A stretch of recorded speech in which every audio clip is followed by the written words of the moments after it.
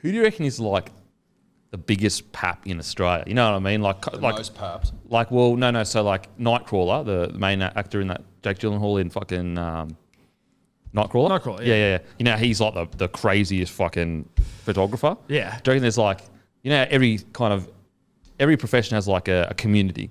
Yeah. And there's like people that are like gods. Yeah, so who's the Joey of the paps? Yeah, who's the Joey There of are paps? those fucking going around. Joey of the paps. That would do anything. All those, but I mean, I think there's actually like a much more harmonious relationship between some of these celebrities and paps than you would even realise. Like, I get shocked when you're like, it leaks and it's like, you see these messages from like, I think they do former Big Brother contestants and shit, or like MAFS contestants, and they're like, "Oi, we're going to be here at the airport today." Like, come on. But they're not celebrities, bro. Well, no, that's they're not. D-listers. I'm talking about like the big celebrities. celebs. I think have a relationship to a degree where it's like, we'll give you some information so you can get your shots and leave us the fuck alone. Yeah. Yeah. Because like Thor would be constantly fucking hounded, surely. He'd be papped most. Can I say impressive. something about Thor? You see that photo of him? Fucking, Yes. That's the most staged photo of all time. Oh yeah, absolutely. That was not a pure celebration. That wasn't pure natural. celebrations are ugly. They're not good looking like that. No, he's gone. All right, yeah, let me go. And that to me takes away from the moment. Everyone sees that and they go, oh, it was as soon as I saw that was staged. Yeah. And don't get me wrong, no one loves Bit of Thor rock more than about me. it. it's a bit of The Rock, yeah. Where That it's a bit moment like is that. a bit of The Rock. Very American, not very Australian. That kind of stuff. No, and he's Australian and he's muscly. So I'm like, we get you muscly. But do you think he has too many yes men around him? Because I feel like a real true blue Aussie bloke would have at least said, that doesn't look real, have another crack. Yeah. Well, look, that maybe it was the family around him, and they're like, People would give him shit. He'd have mates that would give him shit about that. you'd hope Surely. so, but He you'd hope would, he I wouldn't think. be too sensitive. But I just thought it was too symmetrical. No one really comes up symmetrical on a... Like that, and then also to get the angle perfectly to hit one bicep, hit that bicep, Yes. and then got the screen and him screaming.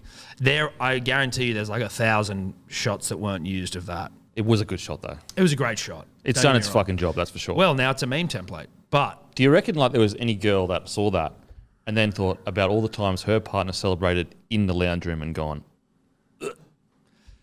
Just quietly by themselves? I went, guarantee if Steph saw that, she would have thought that way about me because she's obsessed with him and she's seen me celebrate and they don't look the same. do you reckon Thor's hammer was also going, oh, in his pants? Well, I mean, if you're going that hard, there's no doubt it would have to have Pun moved. intended or not? Well, it wasn't intended actually, but it would have to have just wiggled. There would have been movement. Yeah. Would I have don't to think have the Thor's hammer wiggles though. It either swings or doesn't move. Well, I just mean if it's completely flaccid and he But goes early in the going, I think Yeah. it wiggles. because it's got to like wiggle. It's got to wiggle You know, before like when it you swings. blow up a long balloon, it starts by going like, and then it swings. and then it's So, but do you think it ever just wiggles? that's a good question. I think in certain circumstances, it may well Yeah. just wiggle. Yeah. Yeah. Maybe if it's happy, After the end of a long night, Like a happy little dog like a tail? giggle, you know, like long night on the tools. yeah. May sure there's may a- will. As it's coming down, maybe like You know what like I mean? a dead body that's Yeah. What after he's had a job's go. done? Yeah, yeah. After job's done. And it's just sort of like coming back down to size. I think so. and it just sort Just of like twitches. a couple. Twitch more than a wiggle, maybe. Wiggle more premeditated. Hope that. Yeah, I hope that clears. Is this recording? All right, let us know in the comment section. Not about anything about wiggling. Was that photo staged or not staged? And do you believe that it could have been more authentic as a true Aussie supporter? I just felt like it was too symmetrical. Sometimes I feel like celebrating for your team, you shouldn't be pretty in any circumstance. It's just got to be real, honest, and true, and natural, and it wasn't, which means that he's not as big a fan as he wants to be because he's gone, oh, dude, let's get one of me celebrating. Like, I know you're a big Bulldogs fan, Western Bulldogs, AFL, who cares? But like, Yeah, that's but not real. if Be you real. if you're a real fan and you fucking love your club, you die for your club, the last thing on your mind during a win is get a fucking Get a pic of photo, it. yeah. Well, do you think that maybe he's just so photogenic that it looks staged? He might be. He may. There is Well, that- I'm prepared to give him the benefit of the doubt because he's very attractive and he's very charismatic, very marketable, great voice, He's great got the bite. best voice in the game. If anyone is going to be able to be that photogenic in the moment, it's him. That is true. And I feel like he's earned the right, even if it was a bit of a wool pull, like let's say he was staging or he wasn't. I think he's earned the benefit of the doubt that we say that it doesn't matter. I'd agree with that. I'd agree with that. I'd go with that. But Just I think out it was of respect worth, to his voice alone. Yes. And his hammer. and his hammer and his body, which is definitely natural. I think it's worth just giving him that. Have to. Have to. But we didn't, I don't know, I feel like that little definitely natural dig didn't need to happen. What do you mean?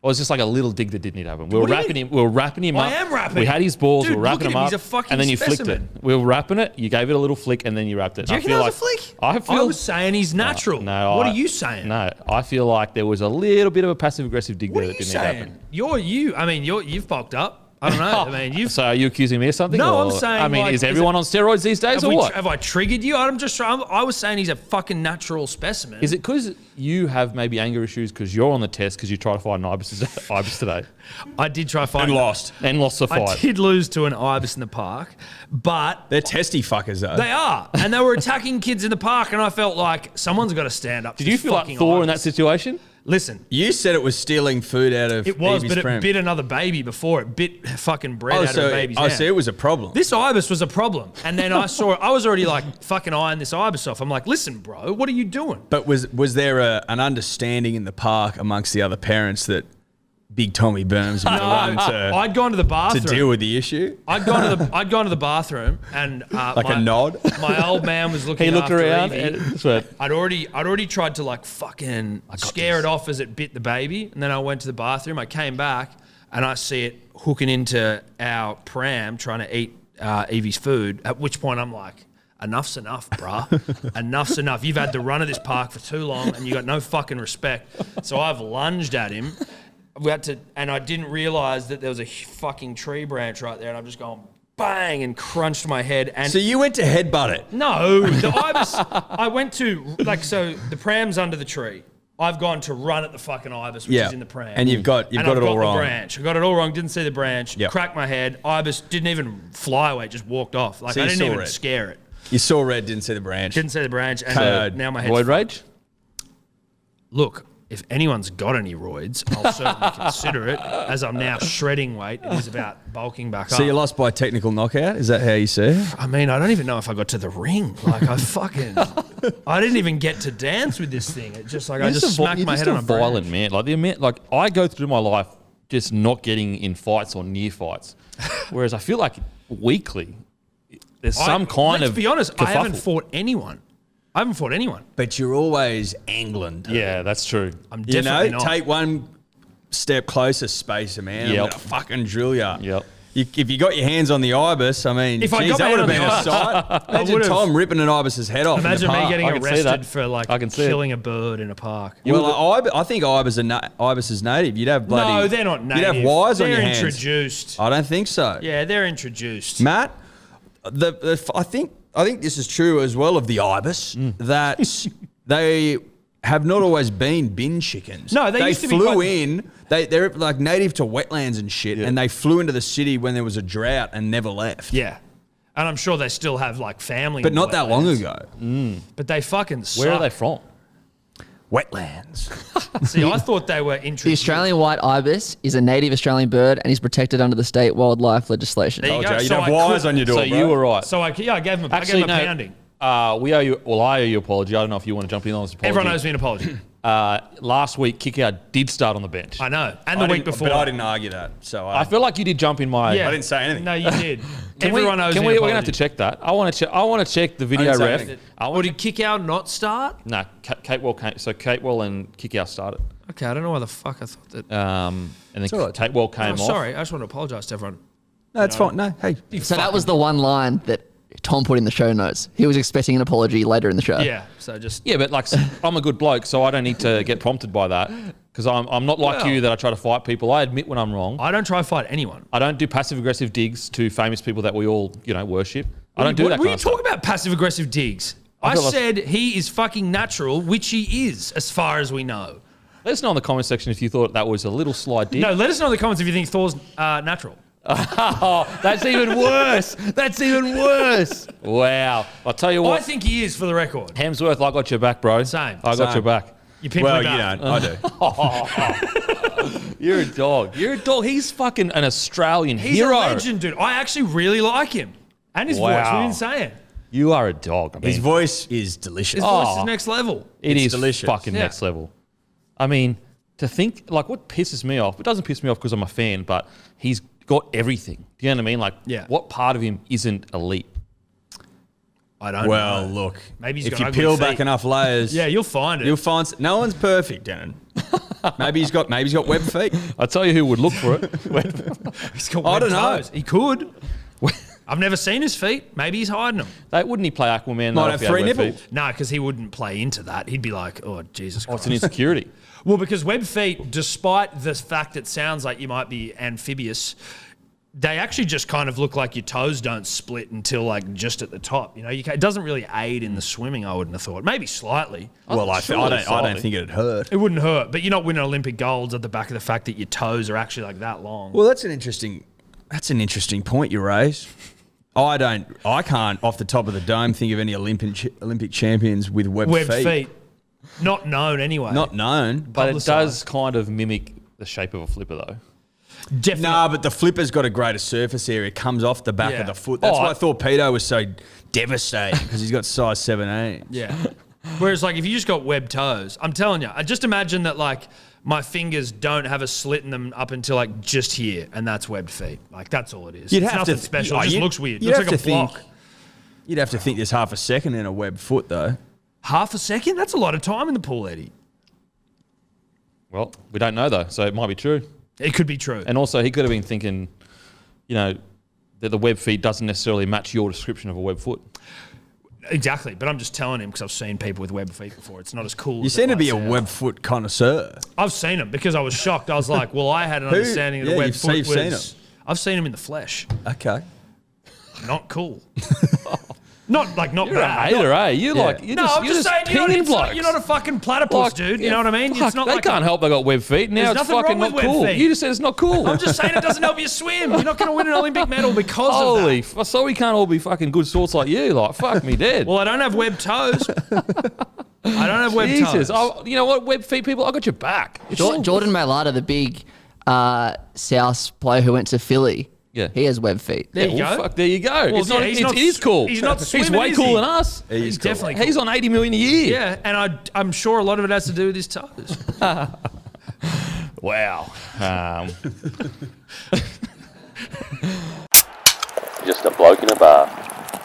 Welcome to another episode of Bloke in a Bar, brought to you by the smoothest, crispest, easiest drinking lager in the history of mankind. Also, the Beer Soon shirt, which have been flying off the metaphorical shelves. Is it metaphorical or Well, is it's it another literal word? if they're on a shelf. I don't know if they are on a shelf right I reckon now. they would have been on a shelf at some point. True. So they've been flying off a shelf that existed at one point in time. The sale closes this Friday, guys. So after Friday, you can no longer purchase the Beer Soon shirt. Hello Sport, Bloke in a Bar collaboration, the first collab, the start of something beautiful. So be there at ground zero. Be an early Apple investor, as we agreed last week. Sales close this Friday. After that, you won't be able to buy. Go to bloke.shop. We have brown, we have white, we have black.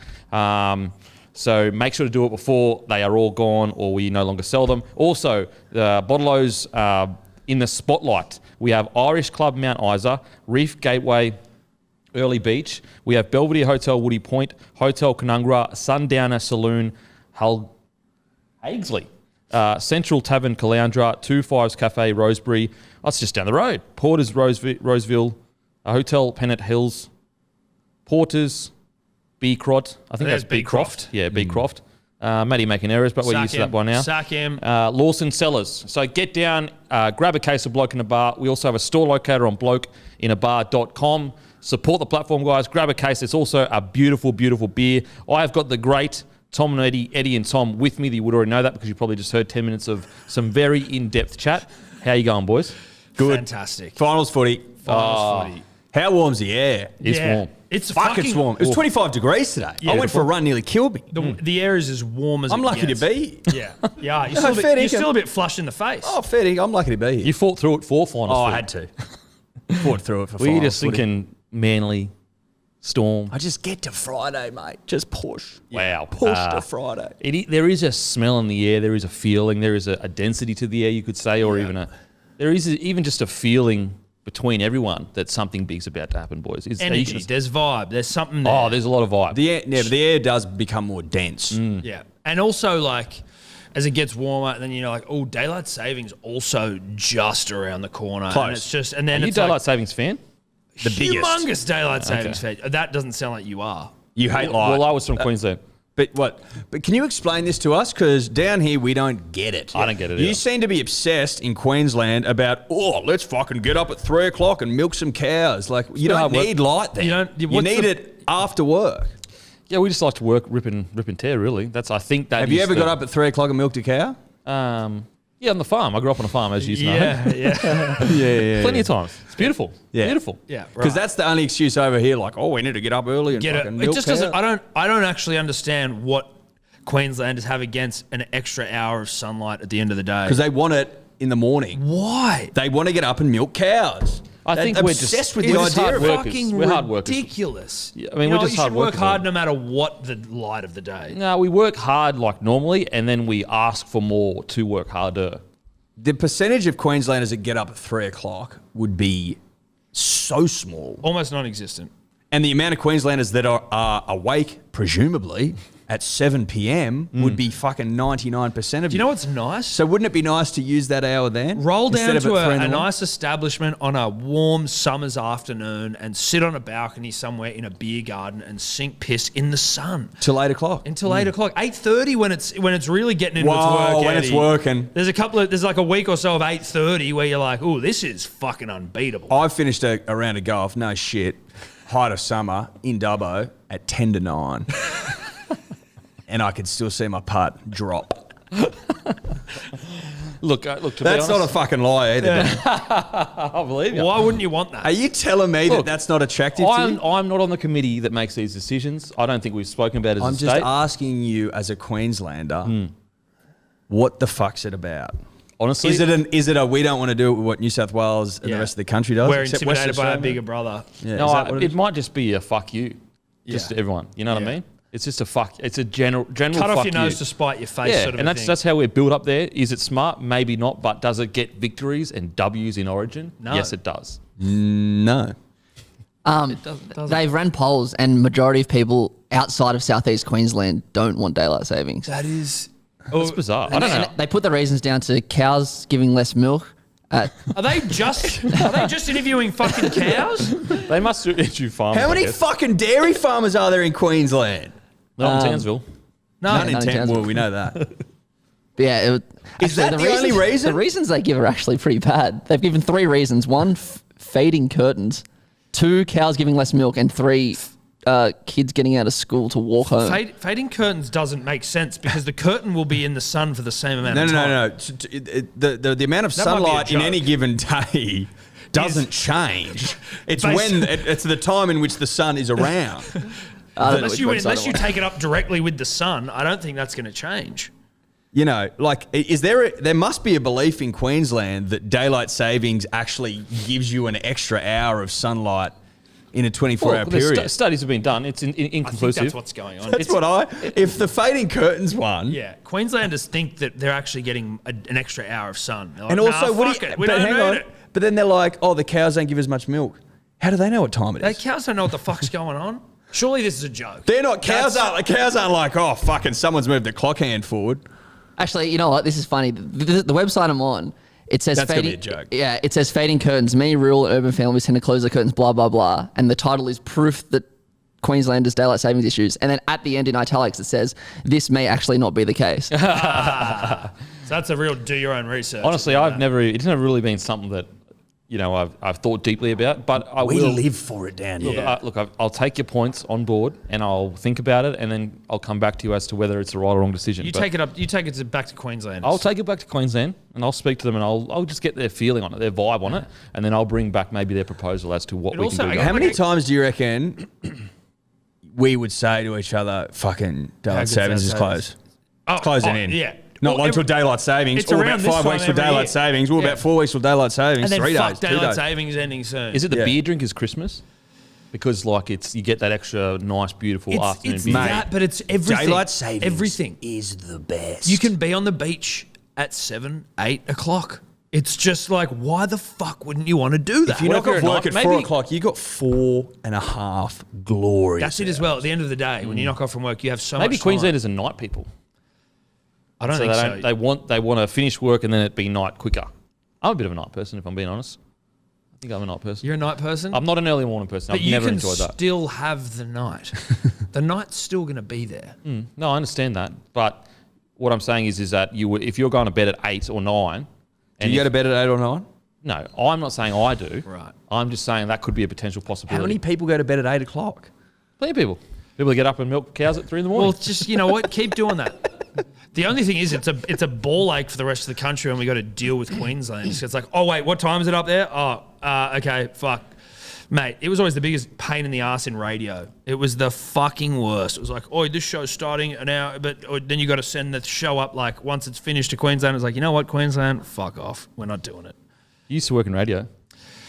Briefly. So you would actually be part of their media. Would you consider yourself a part of that crowd? A media identity? Yeah. Personality, I think, is what you yeah. Well, no, socialite? technically I wouldn't because I wasn't on the air, and I feel like that's reserved for... You were on the air. I used to hear you. No, I wasn't. Like producer Tom fucking... Well, that's and then like... fucking- and he'd say like one word. You Yeah, were Matty I'd the be Water like, Boy. You were the Matty the Water Boy. Yeah, you were. Yeah, exactly. That's exactly what I was. Tommy the fucking water boy. So maybe Matty will be up here one day. Dude, speaking. dream big, dude. Dream big. One day you could be up here talking about Thor's cock. Who knows? Now, on to the first segment, Turbo's hamstrings, which is obviously a very important segment. Daily Telegraph report, the healing educator who repaired Tom Travoy's hamstring, Kevin Farrow, and obviously you would know him due to the fact that it's actually your hamstring. Kevin Farrow, who specialises in bioelectrical methods to repair injuries, has claimed he could play until he's 40. It would depend on him, and it's different for different people, but it would be it's easy to get him to play until he's 40. Last year, when he got an injury, for some reason, unbeknown to me, the club sent him down to Melbourne for treatment. When he got the injury this year, he just rang me and said, fix me. We kept him playing, and he came back every week until they got stuck in Queensland. He's also played a role in getting Benjamin Marshall and Mitchell Pearce ready for finals footy. His stats on the weekend, or stats for the year, sorry. Turbo has scored 5 hat-tricks in the past 8 games. Last time someone scored 5 hat-tricks in an entire season was 1954. 15 games, 25 tries, that's 1.7 a game, 27 try assists, that's 1.8 a game, 105 tackle breaks, that's 7 a game, 30 line breaks, that's 2 line breaks a game, and he's averaging 221 metres. Last week he had 3 tries, 2 try assists, 302 metres, 19 tackle breaks, 6 line breaks, 1 line break assist. 19 tackle breaks. There was also, just to add to those stats, and this will be as vague as I can give it, but Gus Gould on fucking 100% footy last night said that since they have been measuring players' stats and performances, whatever they use to measure it, his game on the weekend was the greatest stats any player's ever given since they've been taking it. It's the greatest performance in the history of man. Is basically what Phil was saying. Yeah, and he's not wrong. As actually, Phil also said that the year that Teddy won all the Dally M in that, Tom Travojevich's average is 50% better than that year. Yeah. He also said in that stat that you said about the metric they use, like their performance rating, he's got 4 of the top 5 performances all time this season. Yeah, it's the greatest season of all time. Yeah. You've got Jared Hayne, and absolutely Jared Hayne took him to grand final, but when you're talking just footy performances, no one's come close to 6 line breaks, 300 metres, 2 tries, 3 tries. Like that's never been done before. Well, as Tom and I were discussing on our podcast this week, the numbers don't lie. They don't. Numbers don't lie. No, they don't. People lie. People lie, numbers don't. Numbers are the beacon of truth and hope. And that's why Tom has had the greatest season of all time, because the numbers say so. Now, question. If you are in charge of Dally M voting, right, and you see that Tom's missed out by a vote because he only played 15 games, to do what's right, do you fudge one of the scores and just give it to him? To do what's right and noble? You know what would be good is if that does come to that, they should make a movie about it. And the high intense pressure situation is him deciding whether he'll fudge the numbers for Tommy. And it's just the end point is him just going, yeah, fuck it. No, it's like Inception, where like the top still spins. Oh, and you're like, did he do it or did he fudge the numbers? Did he fudge the numbers? And his missus is like, I'll leave you if you fudge the numbers. And he's like, she's actually family, like she's Nathan Cleary's sister or something. And he's like, I got to do it. I've got to do it. She's like, I'm pregnant. And then like the dad comes in, he's like, I didn't raise you to fudge numbers. And he's like, but I got to fudge, Dad. I got to fudge. Have you been watching Tommy? To fudge or not to fudge? I mean, where's Kevin Farrow in terms of like knighthoods, Eddie? In terms of what he's done for I actually wanted the game, the club. Bring it to you. And do you dispute what he has said? Because it was your hamstring. Look, I am technically wrapped up in an NDA, so there's not a whole lot I can say. But I can say this. Remove, repaired with replaced. And you get pretty close to the truth. Yeah, everything else is pretty much everything else is pretty much spot on. I will say this, at 30 years of age, running as well as I'm running, I can see my hemi's going to 40. So he's not wrong there. No. Well, you're only running on one hamstring now anyway. Well, you're a medical marvel. I am a medical marvel. And getting to 40 comfortably. But Kevin has played his role. There's no doubt about that. Now, do you think Kevin Farrow is angling for Fabri's position as the guru of the footy player's body? I think that we don't want the famine mentality here. I think that, Rog is the king of cadence. Kevin Farrow is, the hamstring maestro. Hamstring whisperer? The hamstring whisperer, exactly. The hammy whisperer. There's room for both. I think that... like the Avengers, if I can go back to our friend Thor here, what if this is like a fucking, King of Cadence handles sprinting and then Kevin Farrow comes in and handles the hammy issues that maybe come out of it? We're starting to build a pretty... and then you get the coach whisperer in there with his snake oil. Yeah. Well, I think at the end of the day, you can't focus on your cadence if you can't run. So you've got to get the hammies in the right spot. And then, once you've got a clean slate to work with, you hand it over to Rog and he gets the cadence right. Because, running is all cadence. True. And high-end performance on the footy field, it starts and finishes with cadence. Yeah. It does. It really does. Dispute it. Yeah. I'm not. You've fucking convinced me. But so we think of Hayne, we think of Barber 2012. I think... Great cadence, both of them. We had Billy Slater, 2017 was pretty good. Incredible cadence. But you got Turbo here. If Turbo doesn't make a grand final... In his entire career. No, this season. This year, right. Whereas Jared Hayne, knocked off the Dragons, they went all the way to the grand final and got beaten by an over-the-cap Storm. So they probably should have won the comp. Can you say that it's the greatest individual performance of all time for a season when Jared Hayne took them to a grand final? Well, the numbers say it is. But the people won't remember it that way. Yeah. There's a difference. I can admit that if he doesn't make a grand final, people won't remember this season as fondly as Hayne and Barber. They just won't. But the numbers will. I reckon they'll remember it as more fondly than Barber's. I don't know why. I just feel like, even though Barber was hectic, Barber but he did make a GF. Yeah, I know, but Barber to me didn't. Well, Barber didn't make the GF. They didn't make the GF off the back of Barber solely. That's true. They had a good team as well. He ripped, but they had a good team as well. Whereas the singular performance is more like from Hayne, you're like, it was ridiculous. Fair enough. But Tommy, as the stats suggest, a better footballer than Hayne in 09. But, Manly will make their own final, so it's not an issue, but... We'll win the comp. We'll go one better. If they make the grand final, there's no doubt. There's not even a question this is the greatest season of all time. Imagine he scores 5 tries in the final. We're down and he's like, fucking give me this. I'll melt, Eddie. I'll completely melt. It'll be the last you ever see of me. Just buries 17 blokes. How fit is he? People, he is fucking constantly running the ball. But is that sort of it as well in terms of why the experts see it as better than Hayne? Because Hayne could go in and out of games, but he had the ability to basically just turn it on and make something happen, whereas Tommy's just doing tough carries as well as doing the hot boy shit. Yeah, well, but a Hayne performance might be, 180 metres, 2-3 try assists and a try. We're looking at 6 line breaks, 3 tries, 2 try assists. Even when he was held quiet against the Storm, he got 2 try assists, 5 tackle breaks, 4 line break assists, 155 metres. Like, you know what I mean? He had 19 tackle breaks. Like 19 tackle breaks. Like That's ridiculous. Like, and people are It's like absurd. It's and one of them, it was off one run, like 9 tackle breaks. Yeah. Like crazy. So, what are your thoughts on? I mean, I'm sure you agree. Mick Ennis coming out, such an absurd. I mean, I loved it. I love it.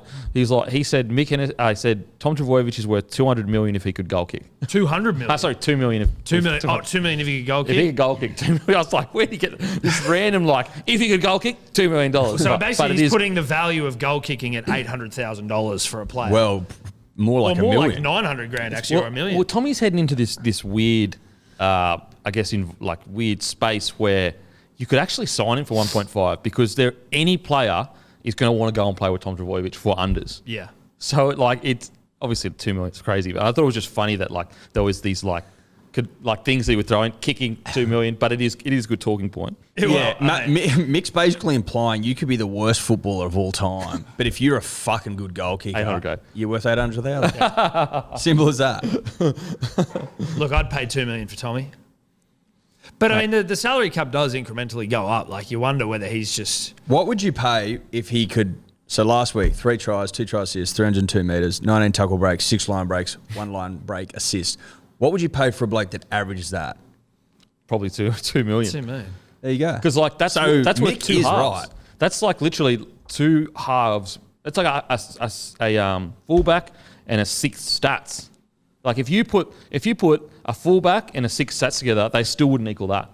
Think about it. Like some fullbacks, they might run 100 metres and then a 6 runs 50 metres, and then one scores 2 tries, the other one scores a try, one gives a try, like 1 try assist each. Still wouldn't equal Tom Trbojevic. What he's doing. It doesn't seem like what he's doing is the things he does and the way he does them, they don't seem like it's one of those ones where it's a shit hot run of form that's like where there's some arsey stuff in there. Yeah. Hayne was doing some arsey shit. Barber was doing some arsey shit, some chip and chases, regathers and stuff where you're like, this is almost like lightning in a bottle here where they've just hit some fucking, some level that they're just, these things are coming off. Whereas Tommy's kind of seems like it's off the back of just like good, hard, honest toil and doing shit really well all the time. It's getting the ball as much as he gets it. He gives himself an opportunity to impact the game. Yeah. Like even against the Cowboys, he was going out the back a lot for the first like 20, 30 minutes. And Cowboys were actually reading it relatively well in the sense they were just getting up and sliding. So that you'd make a lot of meters, but you wouldn't break the line. So Tommy goes, okay, you're up and sliding. What I'll do is I'll start getting dropped off underneath. Starts getting dropped off underneath and just just tears the team apart. And so his footy IQ and his ability to constantly be on the ball and threatening every time he runs the ball is why he can impact the game so often. Whereas, like as you said, a lot of these other players, like a Hayne, although his run is incredible, and I think you probably still, because he made the grand final, is remembered as one of the greatest seasons of all time. I still think this is technically, but in the folklore of things, that grand final. So, whereas Hayne, he wasn't doing fucking 30, like 25, 26 hit ups or whatever.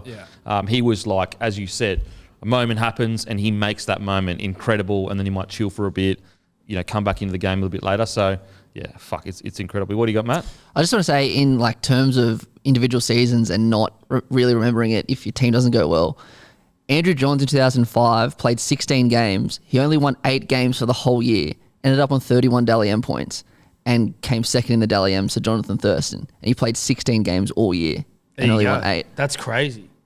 And that's what it is, though, right? Like if you're not first, you're last. He played, I think, 6 or 7 less games than Thurston. He played what? 6 games less than Thurston that year, who he lost by 1 point. That's why Joe is the greatest of all time. Sorry, Queenslanders. But pure and simple, numbers don't lie. Numbers don't lie. But like people remember the narrative and the yarn and the folklore, like you say. So he needs to go there and do a job in finals time, and that's what he hasn't done yet.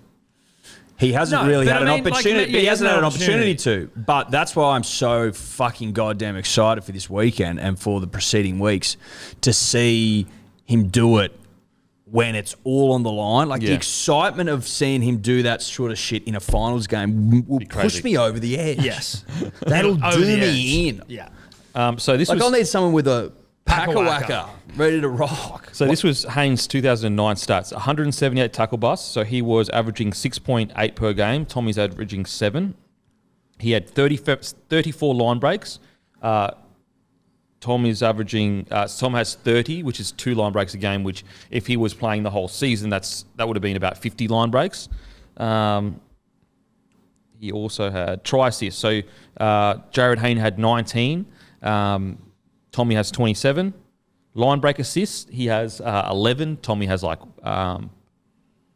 doesn't have it there, but I think it's like 40 or something like that. And I'm not sure how many tries he had. But as you can see statistically, here we go. He had 14 tries, Jared Hayne, and Tommy has 25. So statistically, it's actually not even close. No. It's actually not even close. I mean, some would argue Haynes spent half the year on the wing and then in 6 or whatever. Statistically, it's not even close. Was he on the wing that year? I think so. At the start of the year, he actually struggled for form. All of his stats came from the second half. Games, and he just went crazy. People would count the run when he took them from fucking nowhere all the way to 8th and all the way to the grand final. Yeah, they were like 14th. Then Hayne just clicked into gear and he just went fucking boom. The thing that Hayne probably had, and not necessarily in his favour, because I can't even remember who the fuck they played, but like meeting the Storm in the final as opposed to meeting him beforehand. I can't remember who else was even in that fucking that's final true because you're probably going to get knocked out beforehand. Hayne played the first 4 games at 5'8", the next 4 games at centre, and then went to fullback. Okay, centre. So it was not wing, it was centre. Yeah, 5'8", yeah. Then he went to fullback. I knew that he started. So the first 10 games were in the outside or the backs, not fullback. 8 games. For his first 8 games, and then the rest of the year was at fullback. Yeah. Okay. And in round 8, they were 13th. So he moved to fullback. But statistically, it's really not even close, to be honest. No. That season though from Hayne is probably the closest thing we've had in an NRL season to like a Leicester City. You know, where you're like, there just doesn't seem like there's any fucking chance of that sort of a thing happening in the NRL. That's almost as close as we got. Yeah, I know what you mean. It kind of happened with Manly. I mean, I know it was only 4 games. Sure. So they were after 8 games, they were 13th. 8. So after 4 games, you were fucking second last. No, after we were 8 last. But after 8 games, Manly actually would have been about 11th or 12th. And they ended up 4th. So it's actually similar when you think about it. Now you say it, Denan. But Don't forget, Parrott ended up at 8th. That's what I'm saying. Yeah. Whereas And we've got up to Manly 4th. has gone up to 4th. Does that maybe from make it a last. better season? That he got us to the top 4? Then some people would say, well, look at the players that Hayne brought along with him. Yeah, players that Hayne had, and look at the players like they've got DCE, you've got Foran, you've got Tapau, and It's still like It's the a good comp, talking the point, comp but is it's set hard up for finals. It is. No one gives a shit about the regular season. Yeah. Once you're in the finals, you certainly Well, like minor premier, everyone's like, "Pfft," yeah. you know. Do you Like, reckon? no one cares. I absolutely believe they need to give way more of a reward for minor It premiership. should be more important, than it is. It means it's ridiculous. nothing. No, is it 100 grand they get or something? $100,000, spread across the club. Well, that's also nothing. like that's Literally like the nothing. least paid player in the team. I think it's less now. I think the minimum wage is like 115 or It something. should be like $1 million. Wish it was. That'd be fucking. They could you should look imagine into boys? something more beneficial. Surely. But I just don't know how you. more you don't- prestige. You can't do anything other even money. If they gave him a lot of money, that actually helps the better clubs get better. Yeah. It's a really hard That's one. why I was thinking, like salary cap concessions, but Yeah. that makes the better clubs better. Like it's imagine tough. a Storm with an extra $1 million to spend on their programs and shit. Fucking me. Don't need that. What do you got there? Oh, this is kind of going off topic, but this won't be breaking news by tomorrow, but Pete Bedell is reporting that Paul Green has quit as Queensland Origin coach. What? He's quit. That didn't sound like a disappointed Queenslander. I'm just saying it. Oh. What? No. Oh no! The You tweet reckon, says... you know what? I reckon that's West. That means he's going to West Tigers probably. You reckon? Well, does it say in the report there? There's no report. It just says Paul Green has quit as Queensland Origin coach. QRL begins search for a new coach. More to come. It's Wayne- very Wayne. suspicious timing. Yeah, I reckon he's going to Does Tigers. Wayne just roll in? Yeah, fuck it, Wayne- I'll do it for a year. But no, you know what? I reckon Wayne's smart enough to go, I had that folklore. I don't want to ruin that yeah, legacy. that final one. Yeah, but like, if anyone can do it, Yeah. But that folklore was like what he did. It was pretty tight. To Yeah. ride off into the sunset after that and go, just when you thought I didn't have a big dick, I got a big dick. Yeah, no, I It's- got it didn't it's, go look, it's anywhere. old and wrinkly now, baby, Yeah. but don't worry, It's still shriveled a there. little bit, but it's still fucking it's works. still massive. Yeah, maybe it's snoozing a bit more during the daytime, but it's still here. Look, it loves a siesta. Yeah, So what? yeah. Who doesn't? This dick takes naps. Might need a little fluffing to get up, but Sue it me. gets up still. Yeah. Sue me. So Paul Green's quote is, the QRL want to ensure they have certainty around the Origin coach not wanting to pursue an NRL head coaching job. I could give them that in 2021, but I cannot guarantee that in the future. Yeah, I reckon he's going to Tigers. I reckon you can pretty much... I mean, you can't bank on it, but if I was going to bet, I'd say Tigers. Do you reckon they go back to Billy Slater? Or do you reckon he's got the Billy and shit? Cam Smith and all that shit? I do know it seems... Or Billy and JT? I do know... JT's already assistant. I do know it seems like that ex-playing group seem to be tight in that environment. Do you know what I mean? Like, it seems like they converse a lot, they talk about it, like, and so it would surprise me if they are going to, because Slater was offered the job initially. That's what I mean. Yeah. And so if Slater gets the job, then you can pretty much guarantee Cameron Smith, Thurston. Don't they say sometimes, and it's probably, I know it's maybe different with Origin because you've got like the best of the best in there, but they say sometimes like great players don't make great coaches. Like, imagine you've got fucking Cam Smith telling you what to do, and it's like, listen, Cam, I'm sorry I can't fucking have the ball on a string and just like, dazzle and But they would mesmerise. I think they make great man motivators, which is what an Origin coach is. Yes. That's where I'm like, you've got the best of the best, so maybe it's like Mal Meninga's a great, and he was a fucking great Origin coach, but he wouldn't say he's a first grade coach. I don't think Origin is that much actually about tactics. Like, obviously tactics do come into it. It's more about getting 17 blokes ready to fucking die for 80 minutes. Yeah. Which Freddie did so well. There was a little, you could see the different tactics between Fittler and Green definitely in game one, but as soon as Queensland, changed their tactics and realised, like, oh, fuck, we need to change it up a bit, the game was a little bit closer. It was still fucking dominant in game two. But yeah, I think, like, when you look at who's on the market, what they probably will do is have Slater there with Wayne as an advisor, probably. Yeah. That'd be probably a smart thing to do, Wayne and Mel, to kind of, like, ease him into it. Can I ask you like, an honest question? Just between you and me. Eddie's here, but how happy are you that Paul Green's the coach? Honestly, just like no one else here. I don't feel any way. It is what it is. Honestly, don't feel any way. Do you believe that, Edward?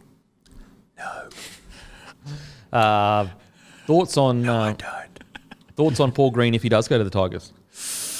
I don't... Enjoy that. He's already looks like a really distressed man. I don't think that doesn't make sense to me. Well, he did rebuild Cowboys. They were doing poo, and then they won a premiership. Yeah, but there's a big difference. The Tigers. There was a big difference. Well, it's got more recent. Take Jonathan Thurston out of that situation. It's an entirely different proposition. Oh yeah, absolutely. Like, how would Paul go without, some fucking prize steers? I don't know. Tigers players, but like, so do you mean? Do you think Paul Green can attract talent? So do you think that he won't get the job, or are you saying? I'm saying if he did get the job, okay, is it the best fit for the Tigers? Is it the best move for the Tigers? Can he attract big names more so than a Madge who's won a comp? I know Paul Green's won a comp, but like, it is actually. I read something crazy, and obviously I don't know how true it is. I think it was Michael Chamis that wrote it in the morning Sydney Morning Herald. Said that Josh Adokar had agreed to go there, went into camp for Origin, and then players that had played under Madge told him not to. It's not like you don't want to play under Madge. That's what they wrote in the story. Jesus. I was like, wow, that's a heavy allegation. That's crazy. Chamis said that. It's could you get the? That's fucking. It's part wild. 2. It's part 2 of a deep dive into the Tiger situation. That's hectic. And again, everyone listening to this is Michael Chamis saying it. Not to say whether it is or isn't true, but it's not like you didn't say it. It's not me saying it. No, it's an article that Chamis wrote. Is saying I think it's Chamis, but make sure we got to correct that. He's repeating it. And that was reported, so we don't know how true it is. But when you look at how much they've struggled, they've got 1.6 million in the cap they haven't spent for next year. That is hilarious. Could you go to Wayne Bennett with shitloads of money and just go, this would be your greatest work if you could spin this ship around. And I think he could. You want to talk about legacy? Yeah. If he turned that ship around, I think Tim Sheen's already that would be such a flex. But I like this. The thing that blows my mind with the Tigers is they sacked Tim Sheen, they sacked Jason Taylor, Mick Potter's contract's up, they don't re-sign him. They get Owen Cleary. Owen's like, "Ooh, fuck this shithole." He bails. Then they bring in Madge. Is that it? Or was there someone who was like a caretaker for a couple of games or something? No, I think it was pretty much they brought in Madge. Then they bring in Madge, and then Madge is pissed off. It's like, I'm not saying that Madge isn't like the yarn about him being shit to play under could be true, but like you have also it's way deeper issues. It's a bit more than just the coaches Way you keep deeper. knifing. Like I think the only concern is they've gone majorly backwards. Like I think a lot of people thought, look, if he can tread water until he gets what he wants in a roster, but the concern is that they have gone so far. Like to get beaten by the Doggies, 38-0. Was it 38-0? Yeah, Did you call it? Yeah. Actually, we all backed the picked. Doggies. Yeah, we did, didn't we? Off the back of me. That is shocking. That says that there's a playing group and the coach do not seem to be working together. What were you going to say, Matt? Not much to add. You were spot on, and it was from Michael Chamis. So could you read the Sure. what was said, please, just so it's not me saying it? Keen to return to Sydney. Josh Adokar last year signed memorandum of understanding. Memorandum of understanding with the Tigers, saying that he would sign with them if Melbourne agreed to release him in 2021. He then went into New South Wales Origin camp and stood up the Tigers. Word got back to the club that he'd been advised by Blues teammates in camp to avoid playing under Maguire. He later signed with the Bulldogs. And then he goes on to list the players that were in camp that had played under Thingo, but don't list the players. Oh, damn it. That's what I was trying to guess. Yeah, same. So that's juicy. That's as juicy as it gets. You know, so That's good juice. yeah, I don't know what there's clearly like with the Tigers, it seems like it's going to get worse before it gets better. You know, you know, it's like what That's what I mean. I'm like they're going to be playing. They need like a thoroughbred in there. I think They have $1.7 million. They can't. I don't know if Paul Green's the man. Think about this. So they're going to go. So they already struggle as it is. They're going to be playing that next season as if they've got a $1.6 million fine on their cap. Yeah. Do you know what I mean? So they're going to be playing with like 80% of their salary cap against first grade sides. They're going to get decimated. Paul Green also, his last fucking 3 seasons with the Cowboys, I only know this because we got a friend who's a massive Cowboys fan and he was off Paul Green by the end of it. But it was like 13th, 14th, 13th, 15th last or something. Yeah, it wasn't pretty the last few years. His last few years were pure shit. If I was going for anyone, I'd be going for Flanagan because I feel like Flanagan has the pull. I don't. Yes, Shane Flanagan's seems like a good coach. Yeah. I 100% agree with that. Because I feel like he has pull. He has a good reputation. Like the Sharks boys like swear by him. Yeah. Oh, people love him. Yeah, like love him. And that Sharks team wasn't exactly like, it was kind of built, wasn't it, by him? 100% built. Like it wasn't something where it was like he's walked into a built by fucking him. Roosters. Mate, look at the side that like won the comp. That wasn't. Yeah. That was sort of like bringing it all together. 100%. There wasn't a full-on superstar in that side. No. Like you had Fafita. Fafita Gal was probably But like no, Benny Barber But was. they were toilers, you know what I mean? Barber though. Lewis, he was nowhere near as good of a player as 2012. Definitely not, but like you're still got to fucking form a Dally M winner on your side. Like it's, you know what I mean? But he wasn't a Like, superstar. he wasn't superstar then. No. He wasn't superstar then. You know, Chad Townsend was a half. you had Maloney. Maloney. He wasn't a superstar then really yet. You had Fafita was probably their big Fafita and Gallen. Maloney would have been. He won a fucking comp. Gallen was he'd won a comp at the Roosters, but that's it. Fafita was a then. motherfucker. Fafita was a And that motherfucker. try scored Luke was Lewis was, ridiculous. but they were all Lewis, like Wade Graham. They had a Lewis good is a side, toiler, but it was though. a built side. yeah, Luke all Lewis. toilers. Yeah, they're all toilers. They're not like you look at that Rooster side and you go, holy Yeah, it's fuck. Hot Boy Central. Hot Boy Central. So yeah, I mean That's cred though. Yeah. Looking at that, I'm like, that's Is fucking he and impressive. is Flano's like banned out, like done now? I think good it's to like go this year now, or isn't next he? year. But the fact that he's quit now, Paul Green, like it's pretty much that means it's like a done deal. Why would you quit if you don't have a contract? Where else are you going to go? Like who else are you going to? What other club are you going to sign with? Well, who else is looking for a coach? That's no one really. No. You got Peyton up the Cowboys, but you got to give him Paul Green's not going back. Yeah, and you got to give him one. Who's at more the opportunity. Warriors? You've got Nathan Brown, Brown. but I think they've done good considering the circumstances. You've got Hook at the Dragons, who it was actually the players stuffing up that probably derailed his season. You've got the Doggies, Trent Barrett. They're going to keep him. There's really not No one the only job that is fully under the pump. Maybe Adam O'Brien. Nah, I don't think so. You don't reckon? Nah, I know they made the think so. finals, but like They'd get rid of Adam O'Brien for Paul Green. No. And Probably not Ponga and Paul Green don't really like. No, I heard they. Well, that's actually just purely from Michael Pride. It's just purely speculation that Flanagan is going Flanagan's to the gonna go to Knights, the Knights. but it's Oh, more really? that he wants him to Yeah, I think that's more than what it is anything. Flanagan's a good coach, and he has the man manager side of things too. I was just going to point out that when Flanagan arrived, Fafita wasn't there, Maloney wasn't there, Barber wasn't there. So they were all his recruits. Fuck, that's impressive, man. What do you do with what that year Sharks did he side? start with them? 2011, he took over Ricky Stewart. What, so comp in And they 4 came like years? nearly last or something, didn't they? Yeah. Before he took over? I'll get it, hang on. When did they win the comp? 15? 16. 16, because Cowboys won 15. So he's actually won a comp like less time than Green. Yeah. Yes. Green won 215. Mate, like I would, if you're sitting there going, who would you prefer? Fucking Flanagan every day of the week. Why would Green quit publicly? Unless No, he had a I'm gig with ready you. to go? I'm Yeah. with you. no, I'm yeah, with you. absolutely. But I'm just saying, I think if I'm West Tigers, I'd be I'm looking more at a Flanagan than a Green. And Flanagan really is. Flanagan, how many lean years did Flanagan have? Like I'll super. tell you. So Flanagan came in halfway through 2010, so we'll start at 2011. They came 13th that year. Then the next year they made the finals again. Then Asada happened and they got the wooden spoon and he got punted for a year. And then when he came back, they made the semis. Then they won the comp. Then they made the semis. Then they made the prelim, and then he got punted again. Why do So, you like, why mate, do you He'll do punted- anything to win. He'll do anything to win. Why do you get punted for a year back then? Well, so first the Asada, Asada.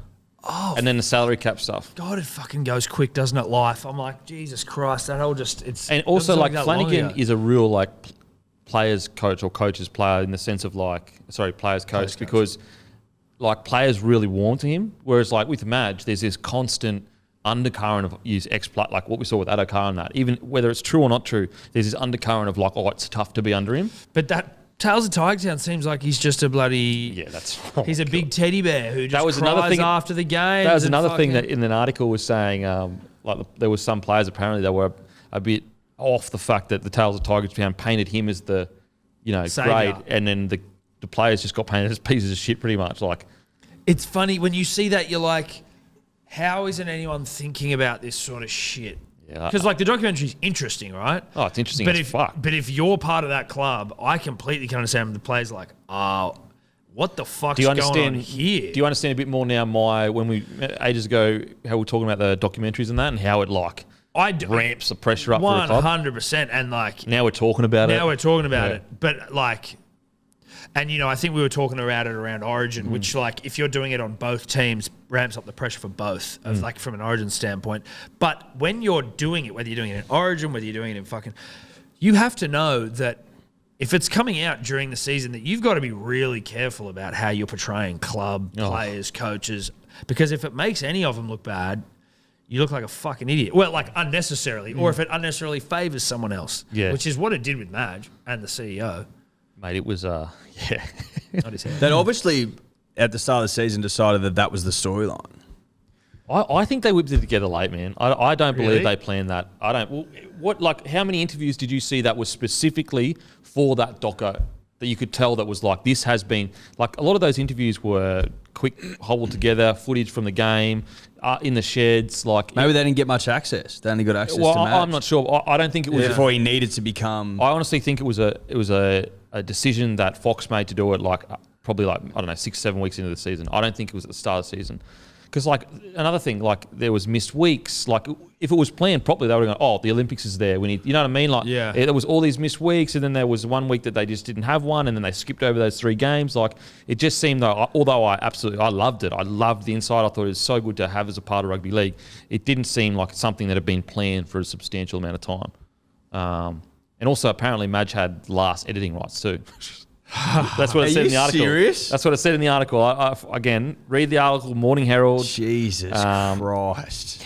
It's a fucking rugby league. What do you reckon the chances of Madge being there next year? Fuck. I'm of two minds. Before the last game, I was like, you got to give him a crack with this new system that he keeps talking about that they're bringing through. But then after that last game, like to see the players not react to him and they got beaten by the biggest margin ever by a wooden spoon side in the last round. We were saying actually, you should actually be given the wooden spoon if you lose. Could you to the imagine last if like place. it was just last game wins the spoon? Yeah, if you're playing the spoon as last. Well, it's sort of like it's a play on last try wins. yes. If you happen to play the Spooners in the last game of the season and you get held to zip and you get pumped, You could miss finals if you fucked it up. you get the spoon. You know what they could do is like, if there's like teams that definitely can't make the 8, they enter into like a spoon comp. Yes. A And it's spoon like- battle royale. Yeah, a spoon comp. The The Cutlery bottom Cup. four, Yeah, the yeah. Cutlery Cup, the bottom 4 sides, round robin. Yeah. and then the two biggest fucking losers play each other to see who Who's is the greatest ultimate loser. You know what? That's not a bad revenue It would actually bring spinner. ratings. It would be. It'd absolutely bring ratings. You'd play it middle of the week, Tuesday night at some fucking at dump some of a park. It'd be hilarious. Go down to the Cutlery Cup. That would be fucking funny. Like the losers get egged or something. Egged off the field. Yeah, absolutely. Yeah, they've got to walk off the field and get egged by their fans. Tuesday night, Monday Put night. in the stocks. Yeah. What about Broncos last year? The people that threw all the spoons on the field? That was heavy. That was heavy. But see, like the Dogs managed to not have, like, I can't imagine the Dogs fans. I reckon the Dogs fans are going into the off-season much happier than the Tigers, right? Like, that was even a great with the performance. But they just go, we're rebuilding. Yeah. And you know what? They actually are. They actually are. They've probably got like the most talent ever coming to one club in an off-season ever. They've got some good talent coming as well. Fucking oath. Matty Burton. Big. He's their best signing by a long He's way. like, people don't understand how hard and different number 6 is to centre, and he is ripping centre. Yeah. Arguably, like I think Olam's probably been the best centre all year. But if you made the argument that you thought Burton was the best centre this year, I wouldn't say that's a crazy opinion. Yeah. He's got the most line breaks, the most tries, like killing it. Has he got the most line breaks and most For a tries? centre, I'm pretty sure. Holy yeah. shit. Yeah. Like his stats are easily the best out of the centres. Easily. Could you get him up, please, Matt? Interesting for you three. Broncos have released Ethan Bullemor effective immediately to Manly. He's a pretty good player too. Who's been released? Ethan Bullemor? Ethan Bullemor. So he's like a fringe Broncos player, but he's like extremely fast and explosive forward. I love that. Okay, what position is he? Front row. Front row lock, but front row. Someone told us today that Moses Suli would be going to the Dragons as a swap for Tariq Sims. I think that was a dribbler saying that was... I don't know if he was saying that I think that was him like prophesizing.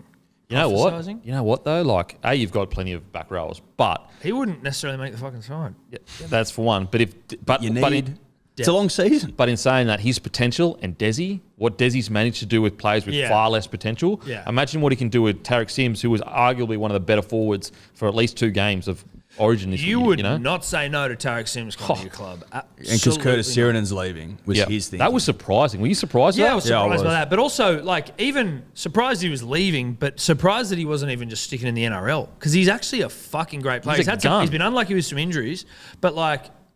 Might be some of that. Oh, some of that cheddar.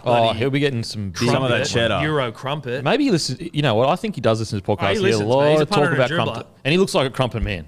Oh, he loves crumpets. Yeah. And he likes cheddar on his crumpets, if you know what I mean. Yeah, which is a weird mix, cheddar and crumpets, but not if you know what we're talking about. And he knows what we're talking about. He knows. He drives a ute too. Like Does he? Yeah, drives a Get ute. us in with the utes, Curtis. Yeah. So if anyone that has a yard, a car sale yard that sells ute, Hello Sport are looking for a ute sponsor. Yeah, we want a big. We don't want like some paddock basher. We want big ute to reach out to us. We want car sponsors, and they move numbers. Yeah. It's official. We can move numbers. utes. We'll sell you utes, but we need a ute each. They move big numbers. Trust me, I know. What's that, Matt? Just going back to Matty Burton. Fucking knows Matty Burton stats. He's averaging the most line breaks for centre. He's got 24, and that's 5th overall. 16 tries, 13 try assists, and 8 line breaks. 16 tries, 13 try assists, 24 line breaks for a bloke that's not even a centre, and he's in his rookie year pretty much. Yeah. That's amazing. Like he reminds me of Fittler a lot. Like the fact that when you say rookie year, and this I know it is a Manly chat, so I apologise, but I didn't realise that Saab is essentially a rookie because he only played a couple of games with the Dragons. I saw that somewhere on an NRL show the other day. If you play 4 or more, you're no longer in your rookie year. Right. So I think he played less than that for the Dragons, and I'm just asking the question here. Obviously, Sam Walker and Walsh. And, I mean, even Schuster. But, like, you're fucking scoring 25 tries in a rookie season. Well, I don't think Saab can because he played 3 games in 19 and 4 games in 20. Yeah, 4 games. That's 7 games. So he's done it. Right. Well, I don't know what the fuck they were talking about. I apologise to everyone. You got to watch dribblers. They'll reel you in. No, this was not dribble. This was on a television show, which doesn't mean that there are no dribblers on there, but... Sometimes that's the There's worst dribblers dribble. everywhere. Yeah, right? sometimes that's the perfect place for dribblers to congregate. I think you underestimate where a dribbler can end up. Yeah, and I should know better. Mate, they've permeated like high office and shit. Well, I mean, let's be honest, what are we doing? Like Minister for Sport. Minister for Sport right here. Do you think there aren't dribblers in the Illuminati? Like, are you kidding me? Probably leading it. I'm telling you that there would be fucking shitloads of them in the Illuminati because the dribbler likes a yarn and the Illuminati is all yarn. Yeah. Oh, yeah. And it takes a dribbler to come up with the Illuminati. Yeah. Like, and to convince the public that they actually have power, that takes high-level dribbling. It's You gotta be a leader. If you have secret handshakes, you're a dribbler. yeah, you're a dribbler, 100%. If you spend time coming up with secret handshakes to let people know, oh no, yeah, we're the same, we're Illuminati, we're stonemasons. Pump me 3 times. Yeah. Like going like that. Yeah. And, Oh, you are a dribbler. We actually probably should come up with a secret dribbler's handshake now that I think about it. it would be funny. That would be. We'll speak to your people in the Illuminati. They'll know all about it. They will actually, yeah. We've got some people we can talk to. We may or may not be members. And like, what is more dribbler than to create a secret society to yarn and drink to just beer? like spread bullshit. Just talk shit, and it all is shit, like Yeah. conspiracies and just nonsense. Yeah. Like, they live on that shit. It's actually fantastic. But it's legitimizing dribble as well. Yeah. I mean, I'm now starting to think that we might actually be in the process of starting our own, just considering the dedication we have to dribble and yarn. You know what is weird is the fact that like Illuminati is never associated with like a cult, but it really is. And I mean, shows the power of a dribble because you're misdirecting people and you're not actually, you're a cult, but you are so good at dribble that you think you're this powerful organisation. Is cult a bit more though, like you're trying to, and again, I'm not 100% up to speed on what the Illuminati do on weekends and shit, but like, is it... They watch sport. yeah, that's it. They just watch rugby league. But like, did they have to go out and do stuff? Like, events or go and fucking like disrupt? Cults. No, Illuminati or cults. Like, that's what cults do. Like, they all kill themselves or something, or they all like, what are the Illuminati doing? Just dribbling. And yarning. Yeah. Just dribbling. Is that a cult? No. A cult's when you've been hoodwinked to do shit, whereas... The Illuminati are dribblers and they're yarners. Yeah, they like telling lies. And they'd like to wear robes and shit. Yeah, which we do. Like, we like fucking wearing bespoke shirts and shit. We're all dribblers here. That's true. And also, like, I think that, sometimes with dribble, it's like Chinese whispers, it gets more bizarre. I think the meetings that we think are rituals is actually just blokes going around and watch footy in robes. Shit. And talk shit. Oh, yeah, did you hear Josh Schuster's blind? Yeah. But you're sworn to secrecy because your missus thinks that you're going to the shops. Yeah, exactly. But actually, you've gone to do secret handshakes with your boys and wear like the same t-shirts. So we can confirm if the show stops and we're all dead, we've just revealed the Illuminati is dribblers. We've upset the wrong people. And also, like, it proves that dribblers are murderers too. Dribblers can kill. Dribble can kill. Yeah, a dribble can kill. Some yarns that I've heard, fuck me dead. Especially in my inbox. Stop you dead in your tracks. Oh, fuck. Okay. Now on to Tariq Sims' situation. We've already kind of spoken about that. But so what was really interesting is when I got the information initially, I thought it was like this mutual, what you want is too much money, therefore we're not going to offer you as much money as you want because you played so well in Origin. But Tariq Sims has kind of come out and said, well, not kind of, he actually has come out. So this is what he said on his deal with the Dragons. We organised 2 meetings to catch up with the Dragons, and both of those occasions we found out there was no offer to be made in 2023. On the second occasion, they found out if I was able to secure a longer-term deal for 2022 and beyond, they wouldn't stand in my way. The conversation didn't even reach the point of length of deal or financial situation. I'm not angry, but I was upset. That's football sometimes. I'm passionate about the club. I love the Dragons. I still feel I've got 2 really good years left in me and beyond that. Thoughts? He played Origin this year. And was one of the best players. He started every game. The fact that they didn't even get to, like, I think it's good that he's come out because a lot of people don't understand that, he's, like, even me, I assumed, he must have asked too much money. But he hasn't even had the chance to go, I'll take less. They've just gone, we don't want you no matter what. That seems weird, right? Well, it just proves that, it doesn't prove, but it's all about, like, some of the time it's about cap spots, like how much spots do you have for back rowers? It's a pitfall the Broncos fell in. They didn't handle their cap spots well. So, for example, they had 2 hookers, 2 specialist hookers, and they let Andrew McCulloch go to the Knights. So we had one hooker gets injured, and so sometimes these decisions aren't about money because you're like, well, we only need 5 back rowers, and Sims is not in our future plans or whatever because he's old, or whatever, but. At the same time, it's pretty unfair when you're employed at somewhere and no matter what you do in the next year, they're not even giving you a fair crack at earning another contract. Do you know what I mean? Yeah. So how do you expect him to come out and rip and tear for you when you've literally said to him, doesn't matter what you do, we're not even going to entertain the idea of re-signing you. You know, so Yeah, it seems weird. It seems like everyone's kind of shared that sentiment a little bit, right? Where you're like, what? It's not like you guys. It's like the Dragons are necessarily. You know, it seems like surprising. It's like you don't seem like you can afford to just get rid of Origin. you don't really have that many leaders as well. Yeah, That's what I was about to say. How many leaders do they have at the club? Or So senior players? Norman's gone. Hunt's obviously a good leader. He's played some really good footy. Other than that, Pretty one. young. Yeah. do you think Hook's just going, you know what, out with the old, in with the new? You know, But like don't you need a healthy balance? I think. I agree. I'm just. Like most clubs do. Yeah. I think know? he'd He's be also really, like he didn't go to the barbecue, like culture-wise, making smart decisions. Wouldn't that piss you off as well? Yeah. If he's keeping players that are at the barbecue and you didn't go to the barbecue. I'm just like, he fucking ripped and teared in New South Wales Blue this year. Also split the fuck out of his face for the club on the And weekend. Looked disgusting. And looking at that Dragons side, which no offense isn't like setting the world on fire, I think that surely there's room for him. It's Without, just- but without also, knowing like- their inner workings. But anyway, Well, I agree with you though. Like, surely there's at least room to discuss. Like, we'll give you 300 grand. You know what I mean? Like, I'm not saying necessarily he's got to be paid 600. yeah. I'm saying a guy who played Origin, so he's an incumbent, Yep. who's a fucking senior player who loves a club, who isn't a scallywag, as evidenced by the fact he didn't go to the barbecue. Surely you could try and fit him in. And what does Freddie see in him that you're not seeing as well? You know, like Freddie clearly rates him over, and that's a Stacks position. Yeah. He was starting. He started. Mate, our back row is the most stacked position on the field. Pretty much. You're totally right. It's literally the most stacked spot. And when there was a couple of injuries, he went to him first. Yeah. Out of everyone. So It's interesting. It's Very interesting. Wonder where he'll go. I mean, Tigers will take anyone. he'd be fucking good Mate, for something I like Doggies? I hate to keep bringing up. I cannot believe the Tigers didn't get Dalfinukin. Like, he's the one man that could have turned it around. Anyway, sorry I had to say that. No, does Dale want to go? Is life too short to play for the Tigers? I think it might be. You know?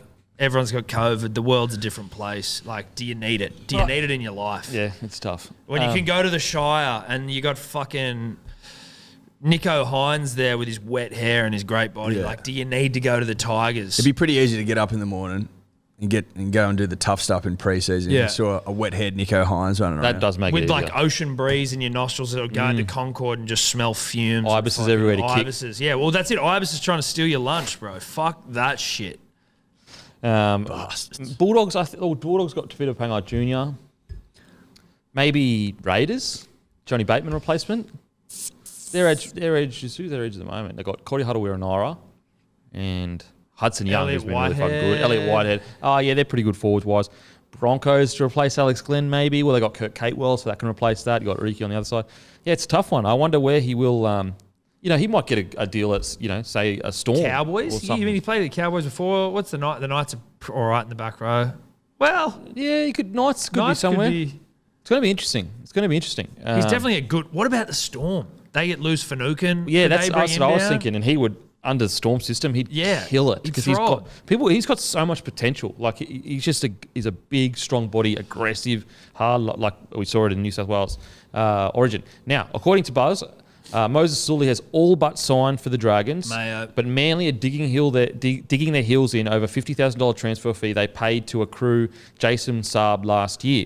Once Dragons pay back this $50K, then Manly will let Suli go. Interesting.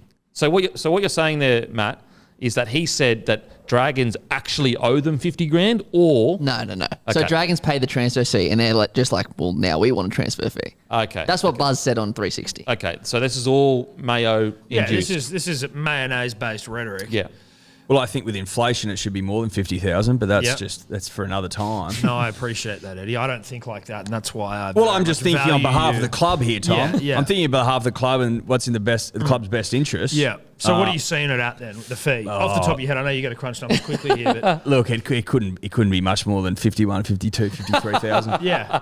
But 51, still, But it's principle. It's principle. And we're a principle-based club. And you're we a are. powerhouse at the moment. You've got a bit of dick to throw around. Well, why do you think we've won so many comps and never won any spoons? Because we are principle first. yeah. You start principles are the foundation of any It's great the club. look. I mean, the principles are keeping the fucking demandables up. aren't Yeah, they are. they? The demandables. Do you reckon they should trade him for a demandable? well, we want to upgrade from the demountables. Yeah, We we've don't got need a more. surplus of demountables. We have at too many Manly. demountables. But I also like it. It's a humble structure, the demountable. No. We keep the demountables. Yeah. All I'm saying is we don't need any more demountables. No, we certainly don't need any more. We've got Like, enough. We're not against them because we've got fuckloads of them. So- They're humble. They keep you humble, but we I don't thought need I've heard any you more. say one time you can never have too many demountables. Look, there's an argument for that as well, Denan, but it just depends on, like, you need some space to train, right? We have a Like, surplus of them at the moment. Yeah, like, if you've got a field... I mean, now listen, Eddie, I haven't thought about stacking one on top of the other in a double-decker demountable. We're already doing it. I was out there the other day. Oh, really? We've gone the double-decker. Yeah. Three-story demountable is something to fucking behold. That's actually a flex in the demountable world. But let me put it this way. Everyone's always talking about the difference between like a Hayne and a Tommy or a fucking, an Inglis and a Tommy, in that Tommy does the tough stuff. Where do you think he gets that constitution from? It's walking in every day and bringing his own chair in from the car. yeah. His own lunchbox. His own lunchbox, his own food, his own water bottle, his own fucking Powerade, his own boots, everything, his own kit, and getting into train and sitting down in the demountable with the fucking fan blowing on him. Yeah. And it's only got one leg and it's about to fall over and there's doing like video water puddles sessions. from And doing leaking. video sessions on a projector. That will keep you humble. Yeah. With a VCR. Do you reckon Desi's VCR, man? Or like one of those wheel-in fucking Really things you overhead gotta- projectors. That's tough carries. That's what tough carries are built. That's where they're built. In And that's what demountables? you don't In get. That's what demountables. you don't get at Red Hill with all your fucking ritzy shit. Yeah. Exactly. All So the you bloody, think that the, more the fucking clubs the could- cum and glitter at Red Hill. It's like, mate, we don't need that. Thank you very much. Give me a demountable. I don't need mahogany fucking floorboards. No. Well, I need carpet. tradies that do the tough yards, they live in demountables. That's it. We used to do all of our smokers in demountables. It was really depressing. And you came from Look what you've mahogany floors in Brisbane. And look That's where you why. are. Mate, I'm telling you, there's something to what you're saying. What was Bloke birthed out of? The Demountable. demountable The life. demountable life. That's Fuck it. it. Something I in mean, it, the mate. idea did come when I was in the demountable, There you go. sitting go. across from a 40-year-old man that complains about his job every day and constantly yells at everyone. There you go. There you go. And there was always these picture and fucking hustler magazines and shit lying everywhere. Yep. Naked women Naked everywhere. women. It's a weird. It's And then all the it can boys be- would it can blow be- up when you had to clean it because women would come in to clean it and they'd be like, oh, fuck, why do we have to fucking put away our pornography? Yeah, dude. Sounds like tough carries to me. Sounds like tough carries. Do you reckon there's any picture magazines in Manly's demountable? Oh, I think there's something in the shitters. A dribbler sent us a photo. A dribbler sent us a photo that when for some reason he was in the Manly sheds and he snuck to Tommy's locker and tagged it and just wrote Omen. Tagged Good Omen in his shed. I'm like, that's fucking hectic. I'm going to see if I can find the photo actually. Is So- a demountable not a demountable if there isn't at least 3 to 4 old picture magazines lying around? Look, I think you just need to have an aircon that doesn't work. I don't think it's necessarily defined by the picture I don't magazine. think doesn't work. I think temperamental. Well, like you need to. So you it'll need to work, fix but it won't work on the hottest day of the year. No, and you've got to like have a pen jammed into it or something for it to go. Because there's plenty of schools in this great country that are stacked with demountables. Certainly hope there aren't picture magazines, isn't it? No, well, that's true. That's true. But I take your point. Yeah. Certainly one on a work site has to have. Oh, absolutely. And a grill that has cheese everywhere that isn't cleaned properly. yeah. Well, it hasn't been cleaned. Hasn't ever. been cleaned No. ever. A fridge with fucking 10 dudes' lunch that don't work there anymore, been there for fucking 3 years. Yeah, old food, old Yeah. lunch and shit, definitely. Well, I think that's part of when you get your white card and maybe your foreman's license. You've got to basically go through that as to like the do's and don'ts, the things you've got to have in a demountable for Yeah. it to be a safe work environment. Mate, I tell you what, picture only lasted as long as it did because of demountables and blokes in smoko. It's keeping the print industry alive. Yeah. Honestly, I legitimately remember the internal blow up between the workers on the site out at Maroolin because they had to put away the picture magazines because a girl came and started working with us. They were filthy. Fuming. They're like, you fucking serious? Like, it's fucking just some chicks. Who gives a fuck? They're out fucking smoking bungers all day. Yeah. On the reds. Yeah, you got to be on the real strong. And I'm darts. telling you, every tradie that's listening right now knows exactly what I'm talking about because I'm one of you boys. Just like I'm a country lad, I'm a fucking tradie as well. Now, Wow. I'm a tradie. what about the deep fake video that you guys did last week about me asking Angus whether he was a Deep country fake. lad? Someone reached out That's to us and crazy. said, "Listen, we found the evidence that Denon's not a fucking country guy." Well, technically though, it didn't actually show any evidence. All I was You were asking him what country life to was tell like. the people But to you were tell asking. the people. But people don't want to hear from me. They want to hear from Angus. There was no. Also, you Angus, were shocked at his responses. You're like, whoa, there's like what fucking open fields and shit. Angus did confirm that. No, Love I me. think if you listen, if you read that comment that Angus sent back, he basically said, "I love Tom and Eddy more." No, he didn't. He didn't say that at all. We'll get it up. Because He was being very diplomatic. It was sort of him down. He didn't want to. It was on your he platform. didn't want to break your heart. It was on your platform, right? Like he didn't want to break your heart.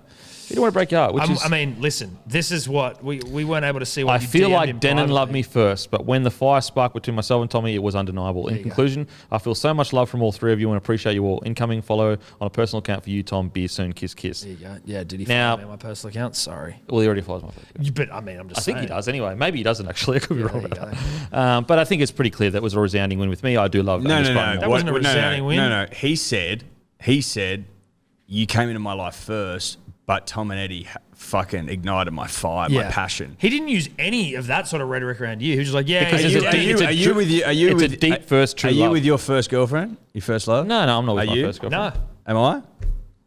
Sorry, bro. But you know what? You know what? wifed us up. Spark. You know what? Spark. And We're fire. wifed up. Yeah, you you know- introduced him to love making, but we fucking married. Yeah, He but locked you know us what? down. Spark and fire is synonymous with is toxic relationship, and No. that's what you guys have is a toxic. No, it's called passion. relationship. It's called passion. It's called passion. Look it up. Read a book. It's called toxic relationship. Now, now, Suli, do you think he will be at the Dragons? If You you know get what? that 51.5K, Yeah, if we get the 51, I Not a like fucking Moses moment Suli. sooner. I like him. If he can get a good payday somewhere else, then full fair play to him. But obviously, Mate, I prefer he stays at Manly. Desi's moving into territory where it's like, I'm getting so confident in his coaching ability. It's kind of like it doesn't even matter who he signs, as long as he has Tommy at that club and Jake. It really doesn't. And I think obviously Daly getting on. I don't think Daly's going anywhere, but at some point he will. And same with Kieran. I would like to know who we're looking at for future halfbacks. But that's a good thing with Tom there. You can just like You can attract. You can attract any young player coming. It's like Cleary. If I was Panthers, I would literally have Cleary with every big signing that people that make Australian schoolboys, all that kind of stuff. But same with Tommy. I would be bringing Tommy to these meetings. But you know what? I now trust in Des to sort of just identify talent that no one's fucking ever heard of. Yeah. Whip them in and get them humming. So look, Suli has to do what's right for himself. He's obviously demanding money we can't pay him, and that's as simple as that. Yeah. All the best. All the But you're not best. going to win there. Just so you know. That's unfortunate reality. Just so you know. You're not going to win there. Just so you know. You could have won at Manly. You might think win this year. You might win I this year. think but you like the definitely problem won't with win it. Suli is like if he could lock down a 17 spot, I reckon he probably would have stayed at Manly because he would understand that big contract's going to come. He's still like 22, 23. But I think the issue for Suli probably is he wants to play first grade. He doesn't want to be sitting in reserve, and he is a 100%. first grader. Yeah. But as you pointed out last week, I think it was, Manly have balanced the side so that Oh yeah. their centres are toilers and they're not. It's not a big money position for us. Oh, they've done it. Like their side is balanced so incredibly well. It's like to think about their whole back line outside of Tommy. All those guys, good players, but they're never going to be these superstar. Like maybe Saab, but Saab has so long to develop in his game. There's so much part to his game that he can improve to turn into the player he's going to be. But outside of that, for the next 2 to 3 years at least, that back line is never going to go into the crazy. You know what I mean? The crazy numbers. They just work so well together. Like Morgan Harper, he's honestly one of my favourite players. Yeah. Like he's Does getting the highest point scorer of the season get you up in contract negotiations? I'm not saying like loads, but I think a lot of recruitment officers would understand that Tom Trbojevic has a lot to do. A lot to do with it, and that's no. I actually think I've actually been shocked at how much. Yes, Tom Trbojevic was the catalyst to make Garrick kick into gear, but I'm shocked at how far Garrick has then taken upon himself to get even better. He's added some strings to his bow. Absolutely. This year. Physical and he's running been over the top of bootsing people. people. Oh, he's been incredible. Who Like- did he fucking boots for a few like He fully boots like 12 Parramatta players in one row. the Para game. bootsed, Gutho, Moses. yeah. And then he boots a few people on the weekend as well. And then that last try was fucked. So anyone that says that Ruben Garrick is just playing good because Tommy hasn't been watching Manly play, don't get me wrong, that first probably 10 games, I would have said, yeah, it's a lot to do with Tommy. But the player that he's developed into now, he's like pushing into a top tier winger. That's not even an exaggeration. Like a lot of his effort on the weekend for that last try, that's the attitude to have that, you already have won the game. You're going into finals footy. You don't need to chase that. Most players would have grabbed it, ran out. He gets it, does everything that he does. I think that he'll never get enough credit for how much he's individually taking advantage of having Tommy there. You know what I mean? But at the same time, I do think that when he goes to other clubs, they're going to be aware that a lot of it had to, not a lot of it, let's say 50% had to do with Tom Trbojevic coming into the side. So I don't think he's going to get a big enough offer to make him leave a premiership threat team. Because like think about where would he go that they would go, we'll pay you $500K. Yeah. Like I just can't. Life's good on the beaches as well. Life is good. Just a random one. Garrick has a better goal percentage this year, goal kicking percentage than Adam Reynolds. What he's developed into has been amazing. I just don't know if he's going to get enough money to leave, you know. But in saying that, after everything I said, if he continues to develop, continues on this trajectory, then he really might price himself out of the side. Well, going off what Mick Ennis said, if he's kicking better than Adam Reynolds, he's probably worth $800,000. But yeah, I actually think out of the two wingers, I think Garrick's development has been more than Saab's this year. I think Saab still has even though he's had some incredible plays and done some really good stuff, I've just been really Saab's impressed. just like announced himself, I think. More. Yeah, he's a like rookie. Saab's is more just like, oh, fuck, didn't realise what you had, the weapons you had and you took it. No one knew that he was that fucking Saab's ceiling is probably higher than Garrick's. Yeah. Like Saab could genuinely be like... when he thickens up as well, he's just like, he is lean He's as so fuck. fucking fast. Is he quicker than Adokar? I think so, over 100. I think he's the quickest player in the game. I think that over 100, absolutely. Like, no doubt in my mind. I actually think he'd win convincingly over 100, that long stride. I just don't think anyone comes close to him.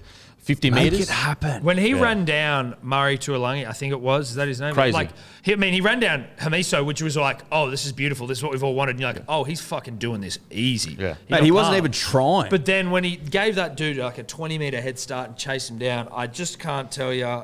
I was in fucking ecstasy.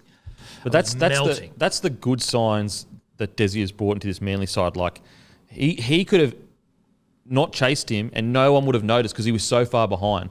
And the same with Ruben Garrick. Those are two massive effort plays. And if you're going to win a premiership, those kind of plays win you the premiership. So it's the signs of the development that Garrick and Saab has made this year has been incredible. And I think Saab, because he's a rookie, still has some things to clean up. But in saying that, he's been fucking fantastic. Absolutely fantastic. Now, quickly onto the Tigers again. Reports that the senior players will play a significant role in the future of Michael Maguire. Interesting, given we barely heard any senior players in the documentary. This is Matt speaking. Also, reports that Tigers chairman Lee Hagapatelis, who has a central role in the review, has a friendship with the CEO that impairs his judgment, which is vigorously hit back at and denied. So reports are saying that. That's not us saying that, that's reports. His quote when asked about the front office was, I understand people are looking at the front office, but I would need to be concede by someone, I would need to be convinced by someone how decisions in the front office have resulted in a lack of on-field performances. When you have a process of recruitment and retention involving the coaching staff and the general manager, all supported by the board. I don't like that rhetoric where he's trying to like separate himself from the on-field, but I understand the reason why they're in a tough situation, the Tigers, is because they're actually, business-wise, apparently, they're going the best they've ever gone. So it's very hard to say you should get rid of Pascoe because business-wise, they're going fantastic. But the argument against that would be, well, hang on a sec, then yes, business-wise, you're going fantastic, but you still have hired the people to run the football. Yeah. So that was your choice to hire those people. That's actually a very interesting conundrum to be in. Yeah. Where it's like they're making shitloads of money, but they're not making the right Could you footy just bring in decisions. like a director of football, like other clubs? That's what Sheens is. But I guess the argument is yes, the business side has turned around, but you guys have made you've hired all the people. It was your choice to hire those people over the last 10 years. So at the end of the day, yes, in one area of the business you're going really well, but the decisions you've made, the football side, haven't seemed to work out. It's such a tough one, you know.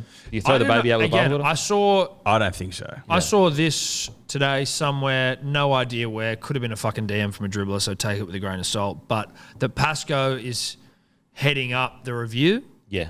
And him in the football manager. Which seems like a conflict of interest, potentially. Absolutely. But I think it's because, like, I think from their point of view, they're thinking, well, we've done our job really well. Like, the business is killing it. So we will do the review because we handled our thing. You guys haven't handled your thing. Right. I think that's the argument that they would make, I'd assume. I'm not sure.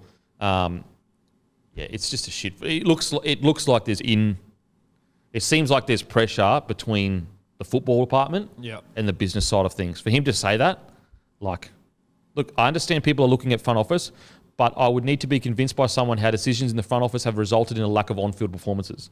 So he's saying, like, we're not responsible. Us, it's not us. It's not us. Like, so that's really, really That's exactly what he's saying. Yeah.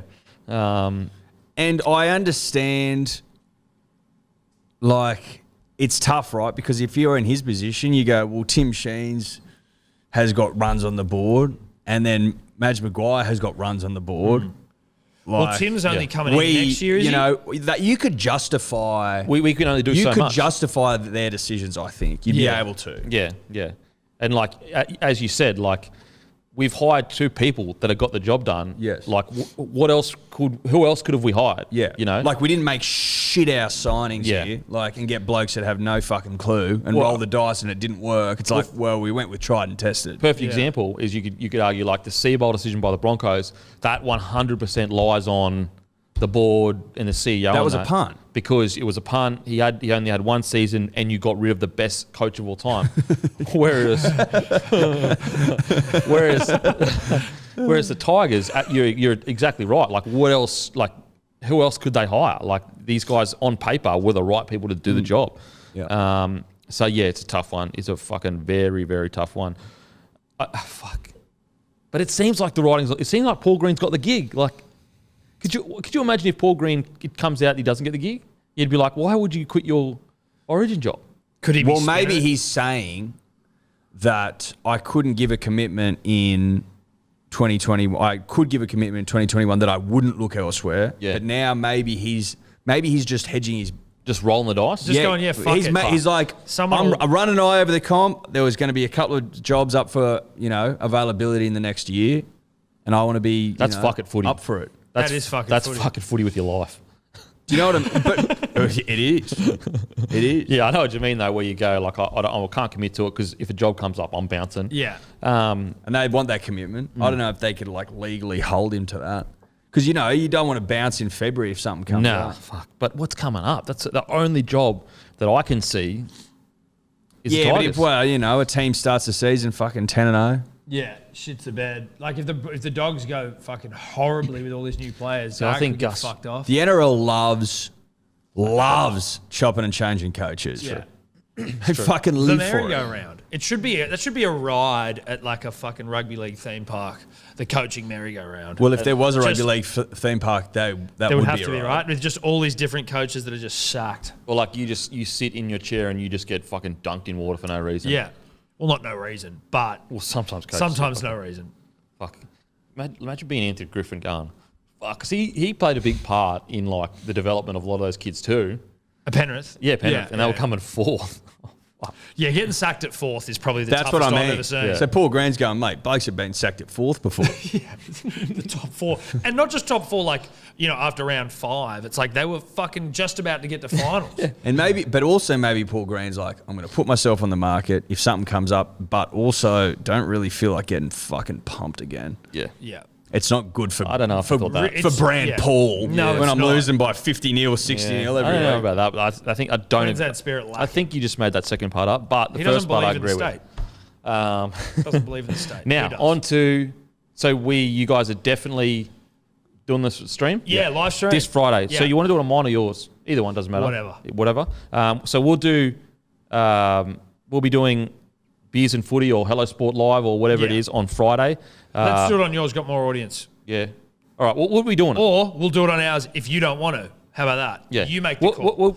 We'll be doing it. So just check Friday for the game. We'll be doing... We'll advertise it. We'll let you know before. Hello Sport Live this Friday for the Storm versus Manly. Make sure to come and watch. I think it was like record numbers last time. So it broke the internet. Broke the internet. Now, Storm versus Manly, first versus fourth. 7:50 Friday at Sunshine Coast Stadium. So hot for this game. Talking points. Manly have lost their past 4 games against the Storm. Why'd you start with that one, Denan? Foran hasn't played a finals game since 2014. Trbojevic versus Papenhuisen. What team actually has the better attack? Ours. Manly have finished the season with the most handling errors of any team. What the fuck's this shit? Storm are the third best. Can I throw in one that you assholes maybe left out? Matt, Foran and Daly Cherry Evans have played 6 finals games together and they've won 5 of them. We win the comp. Well, I think actually Munster and Hughes would be better. That was slightly incorrect. Don't correct me, Eddie. I'm fucking going on a tear. And even if it was correct, I'm pretty sure... In 6 seasons, they've come top 4, 5th, 5 times. No. They have won every finals game bar one, according to a chick who called the podcasts. You've been dribbled again. But none of those stats mean anything. Well, they're just talking points. Okay, well, some of them were stats, and they were offensive. Well, it says talking points, and then it says this thing. Right. Foran hasn't played a finals game since 2014, so he's due. Trbojevic versus Papenhuisen, is that a joke? Yeah, that's... Is that a joke? That's ridiculous. That's actually ridiculous. God. That's embarrassing. Papenhuisen couldn't get turbo stats in a year that he gets in a game, so that's ridiculous. And Manly have lost their last 4 games against the Storm. What happened in 2008? 40-0. Put that stat in there, dickhead. Yeah, look, I think... it's going to be a cracker. It is going to be a cracker. A good old-fashioned cracker. Like a rugby league cracker? Yeah, a rugby league cracker. Look, it's not a do or die, but obviously a win would be good. A win would be real nice. This is when you know you're in finals footy. No blank pigeons. No blank people and full-strength teams. Like, both teams are ready. Yeah, that's good. There's nothing worse than going to finals, even if, like, the other team doesn't have their full strength, because it's like, oh, now I'm going to hear the fucking excuses of, like, they didn't have their fucking players. Bunnies without Latrell. Can you go down to the bench quickly? Nico. He does get on. Wow, Nico got the start.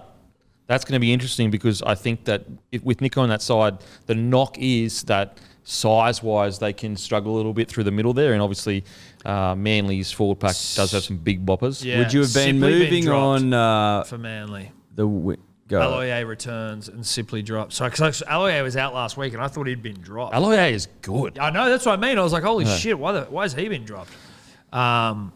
That's, again, I know I'm just looking at the Maroon boys here, but Manly being able to leave out players like Curtis Sirenen and Toa Sipley is fucking good. Mate, what a cracking game. I think the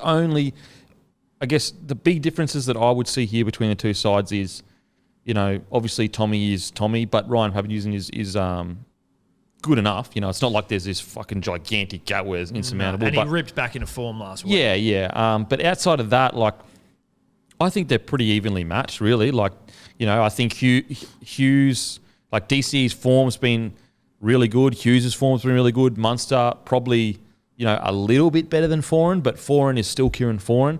The only concern I have when you just look at it on paper is the Brandon Smith at 9, I feel, is quite a substantial difference. Yeah. And then having Harry Grant being able to come on and exactly. And whereas like Croker, who has been fantastic this best year, hooker in the game, he just doesn't have the same impact as Brandon Smith. But in saying that, Smith has a tendency to get tired, to cramp up. So you just don't know whether that, you know, that double-edged sword, it can come back to bite you. I think a benefit that Manly has though is Olakau'atu has much more.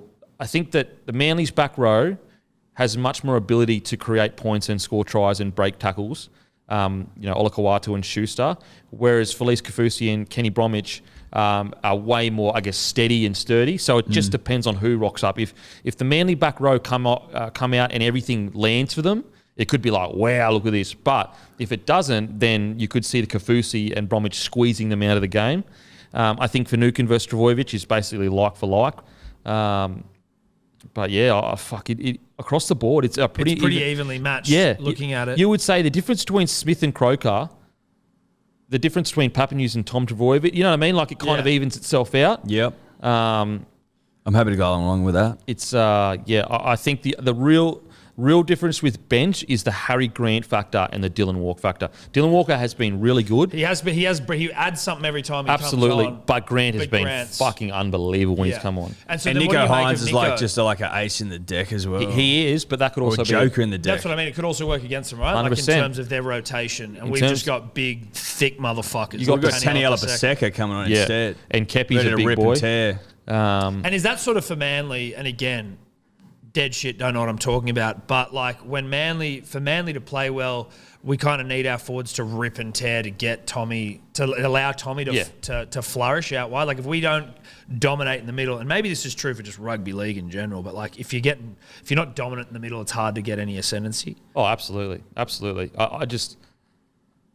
think this is such a fucking good game, honestly. And it all hinges on if Manly can win it's so cliche. It's so fucking cliche. If Manly can win the forward pack battle, or not even win, just hold them, hold the middle of the field, not and get bitched.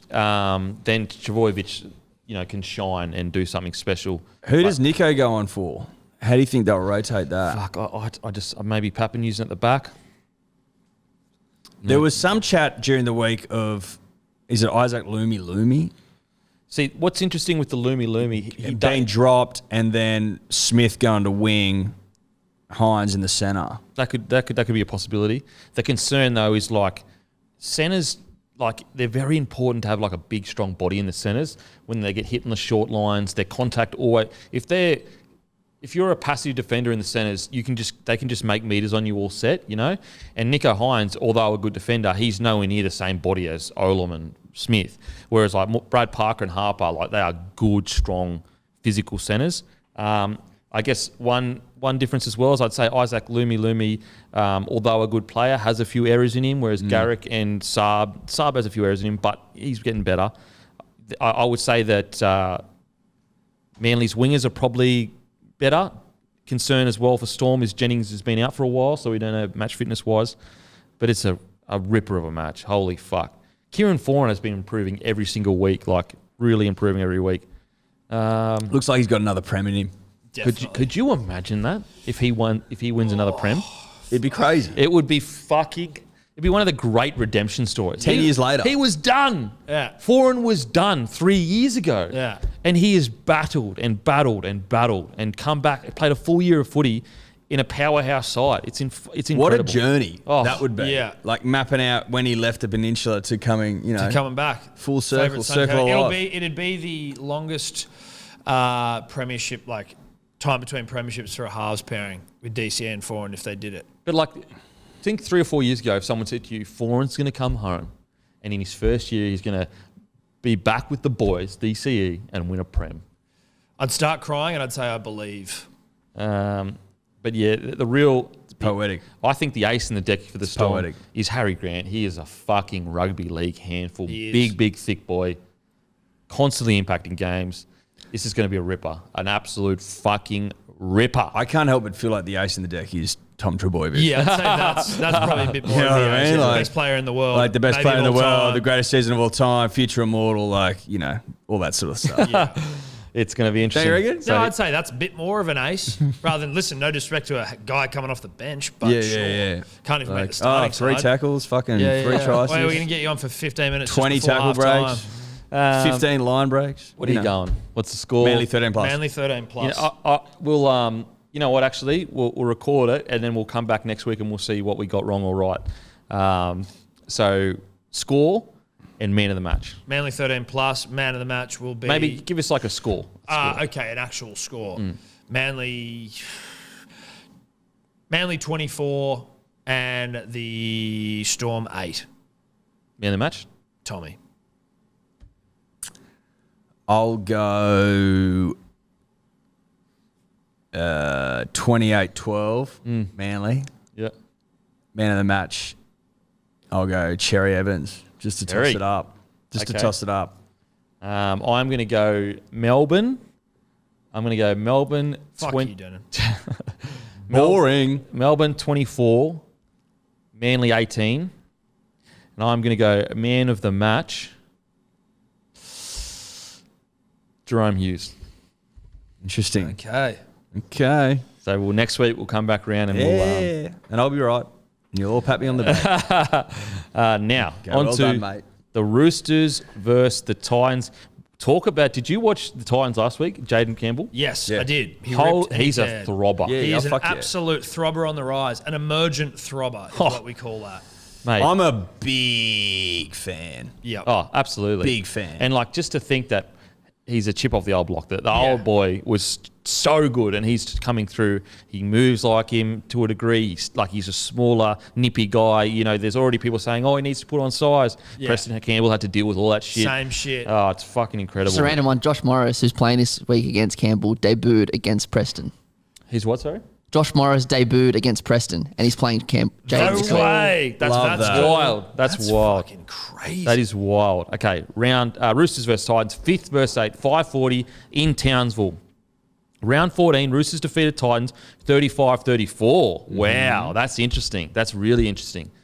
I think like Titans might just have a bit of a fucking hard on. I'm tipping them just because like there's usually one upset in the first round of the finals. Like, I don't know, like the Roosters have been so brave and they've still got great players in their team, right? So it's Hargreaves and Radley return, come though. back. Yeah. So it's not like the Roosters are wanting for good players, but just in terms of having a bit of an interesting, I think they're paying $4 the Titans. It's like, fuck it, why not? They were looking red hot against the Warriors.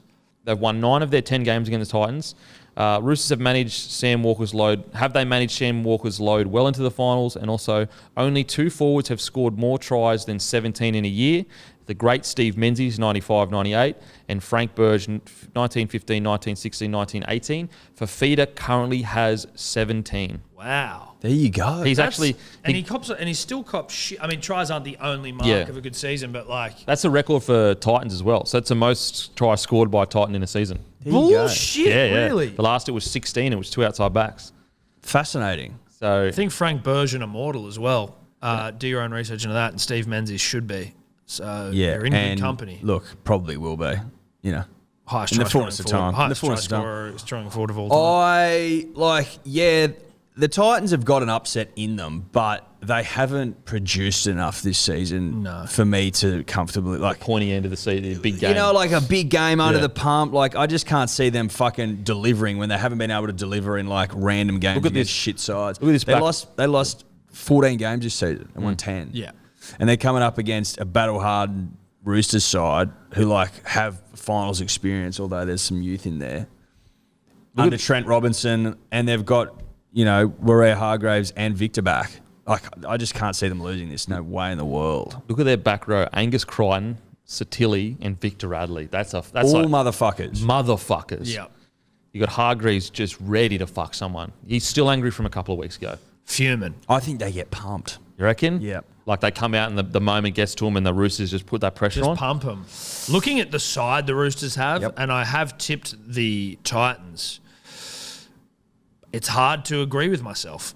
It's hard to agree with myself when I see Roosters that team. side is still fucking jacked. Dude, Oh, Tedesco, Tupou, Morris, Kieran has been killing it. Ikavalu can score a try. Drew Hutchison might have been their best player the last few weeks. Lockie Lamb, good. Hargraves, hot. And on paper, they're not even close. Like on paper, No. still the Roosters side, even though they lost half their team, on paper they're still The Roosters side is still far a better. great first grade team looking at those people. Like, you Yeah. know what I mean?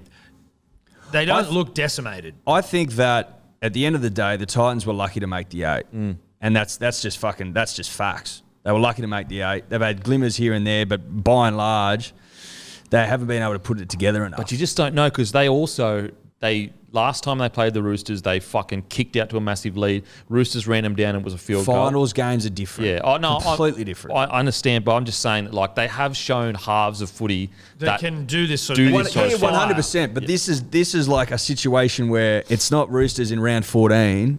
Yeah. Where go out and have a crack. This is a finals game, a bit more on the line. Like I know that no one's expecting anything of them. I just think that it's a different environment. I think the Chooks should be ready. I think that like there's more of a chance than some people think, but the Roosters could still pump them. Do you know what I mean? Yeah. Like they could have this Titans could have this crazy game where you're going, holy fuck, where'd that come from? Of course, well, it's footy. Anything's possible, right? But I think it's unlikely. Yeah. But between, there are teams there are definitely teams, like the Sharks are probably less likely to have to shock you in a game like this. That's what I'm saying. Yeah. Even the Knights to a degree. Like I think the Titans have shown more evidence that they could shock you. Yeah. Because they've gone against the Rabbitohs, Manly, Roosters in that first 60 minutes, put a bunch of points on them, and then their discipline just fucking falls apart. They've got a shock in them. Big time. So, yeah, fuck. It'd be one hell of a shot. Oh, yeah. Oh, yeah.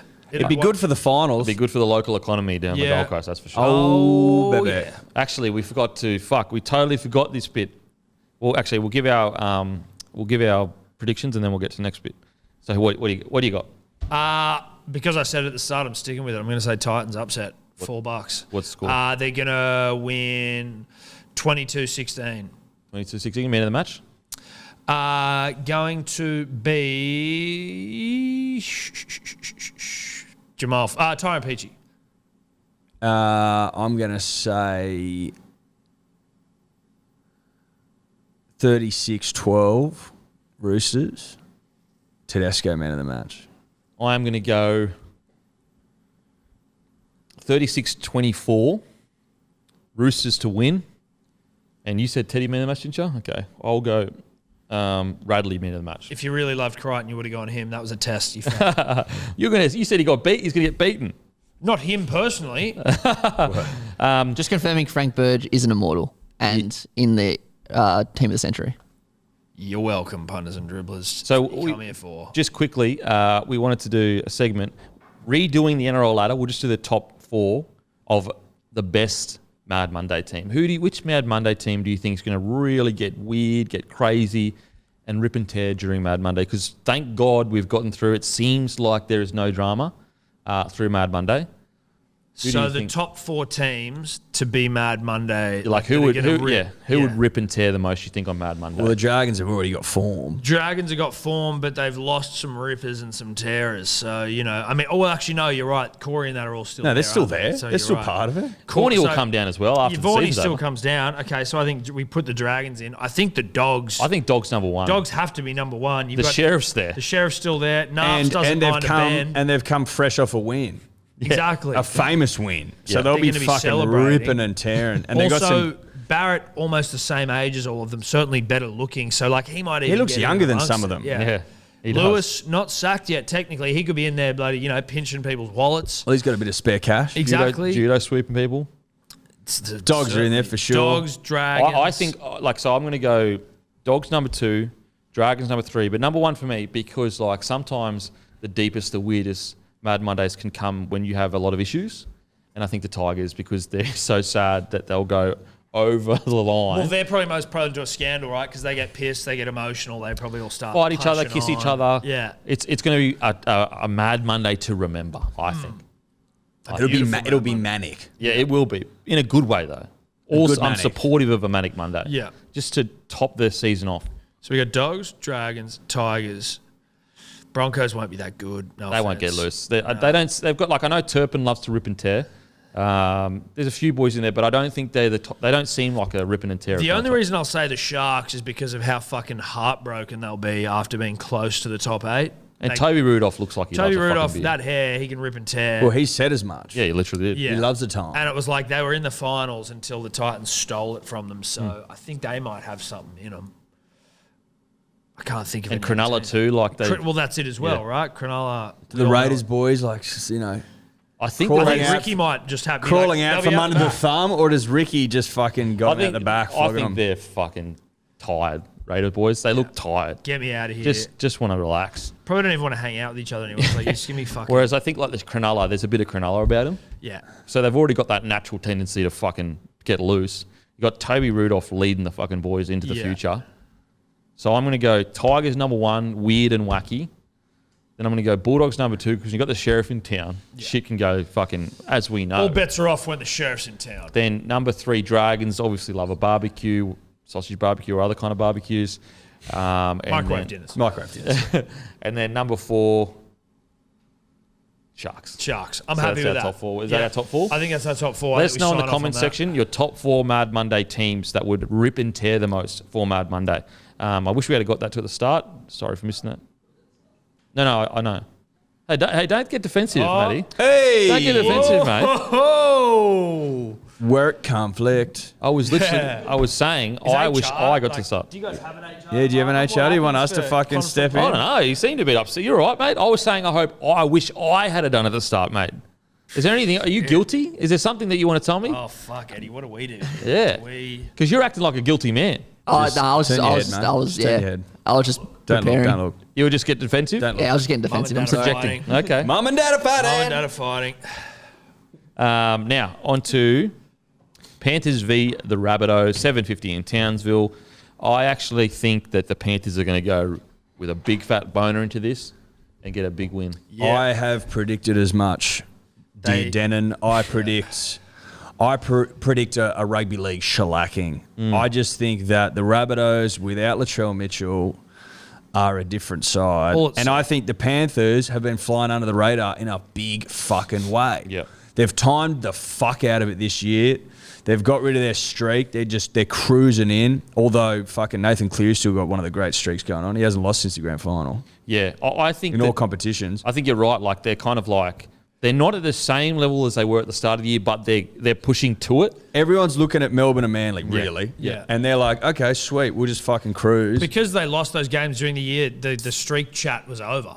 And Nathan was injured and people were out and coming back at different times and they haven't looked amazing at times. And then the last couple of weeks they've looked hot as shit. Yeah. So. I think the Panthers, and I also think they're going to want to. It's going to stamp. They want to put a stamp on it in the first game, get through it. Then a week off. And then a week off. I think the Panthers are in for a big fucking performance. I think that the Rabbitohs, Latrell was such an integral part. Like, he's such an important part to their attack. Even his carries when he gets the ball, like, it's very different when you've got a 110-kilo beast running at you, constantly getting on the front, quick play the ball, to a smaller guy that struggles to, even though, Taffy's been good, but Latrell Mitchell is Latrell Mitchell. Yeah. So it's just, mate, they're different players. And he's so integral to their success that I just, I can't see it going any other way. No. So what are we going score prediction-wise? Mate, I think that it could be like... I think it'll be big. Oh, geez. I reckon it could be big. I'm going to go 30-12 to Panthers. And I'm going to go man of the match, Viliami Kikau. Oh, okay. I think it'll be in the 30s as well for the Panthers. I'll say 34, just so I'm not using the same number as you. And I think that the Rabbitohs probably will score about 2 tries. So I'll say 34-12. And I'll say, and I know that, it's fucking obvious, but Nathan Cleary will be man of the match. He'll just be a general who'll steer the side. He might even pick up a couple of tries if you feel like getting on him. 2 tries for Nathan. I will say 46-6 Penrith. Whoa. And because you've already picked Nathan Cleary, Tom, I'll go Isaiah Yeo, man of the match. Double connection. And don't forget, guys, if you're upset that we didn't pick your team, we will come back next week and say we were wrong. You can say we were right. Now, on to the Eels versus the Knights. I think this is such a good game for the Eels to give them that confidence. I like this as like Sunday Arvo. It feels like a Sunday Arvo game to me. Yep. Do you know what I mean? Yep. Classic. Where it's good because it's elimination, which gives you a bit of excitement on a Sunday Arvo. It's also one that the result, I don't care, but if the Knights won, I'd be happy. Well, even if the Eels won, if the Knights will win at halftime, just to give you a bit of bloody excitement. Ray Stone at 9 is very interesting. Is Lussick injured? That's really, really interesting. But he fucking... Did you watch Ray Stone last week?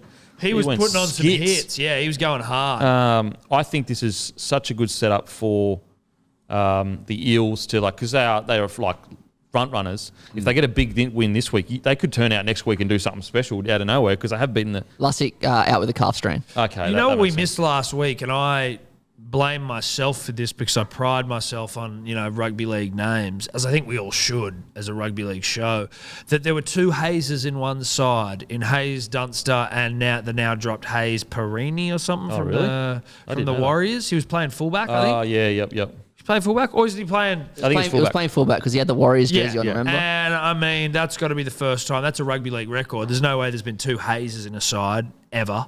Well, 2 Hayes don't equal 2 points, as it were. No, they don't. They don't, Eddie. That's a fantastic I think it's point. also It's an old rugby league adage. It is, yeah.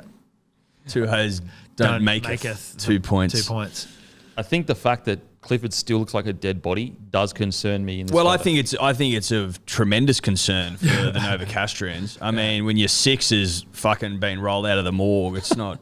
Yeah. Is that ideal preparation? He's been pulled out of a river. Hey, I can't see him getting up after being dead. No. You know what I mean? Well, I can't no see him one's getting up done for that. a finals footy when you die. I mean, you might get up to lay in bed for 6 months, but Yeah. to play first grade footy, finals footy, Sunday I afternoon. can see a club game. I could see it, but you're not getting up for finals footy after. I dying. was sick as a dog last week, punters, dribblers. Not COVID. Hay fever. No, I was sick last week. He got tested, guys. Chill. We're all clear. We're all clear. But I was thinking about it last week, and Weak immune obviously system. I'm not. I've got a great immune loser. system. Yeah, No, weak. it's a fucking phenomenal. Fighting immune system. ibises and That's you're why I sick. bounce back. He gets sick 10 times. Why do you think I'm here? Tell me what it is. Yeah. Okay. Tell me what it is then. I'll tell you what it is. Weak genes. He gets hay fever. Children at daycare. Have yourself some kids first before you Weak start genes, judging knock dads out knees. here. To all the mums and dads, Listen I to know the- that you're on my side here. The fucking daycare, which is a Wuhan wet market for kids, and they Has come home with every limp fucking wrists. bug. Things like that. Nothing wrong with sick. limp wrists, baby. He was sick before he had a kid. Do you know what I mean? Yeah, No, fuck. They He's a cat. come back with shit all And the time. his kid gets sick all the time because her old man's Tom. Yeah, No. it's true. Incorrect. How dare you? you? How dare you? All I'm saying is, I never get sick because my old man was reared on tank Yeah. water. I actually grew up with tank water, literally. No, you too. didn't. Yes, I did. Out in Mudgee in the farm. Listen. You are a coastie, and you're reared on salt water, and you're lying to the people. This is why you get so angry, because you're does. actually trying to cover the softness. The Mate, soft I'm not trying to underbelly. cover anything. I'm fighting birds out here, dude. I'm tough as they get. All I'm saying is, didn't get to the ring. I was thinking. You literally knocked yourself out fighting a bird. An ibis of all things. I didn't knock myself out. I've actually probably got a pretty good, well, it's not a chin, but a skull. I managed to take the force pretty well and keep marching forward. I was embarrassed. Could I have died from embarrassment? Sure. All I was saying, you fucks, was that as I was laying in my bed near death, hay fever. fighting off.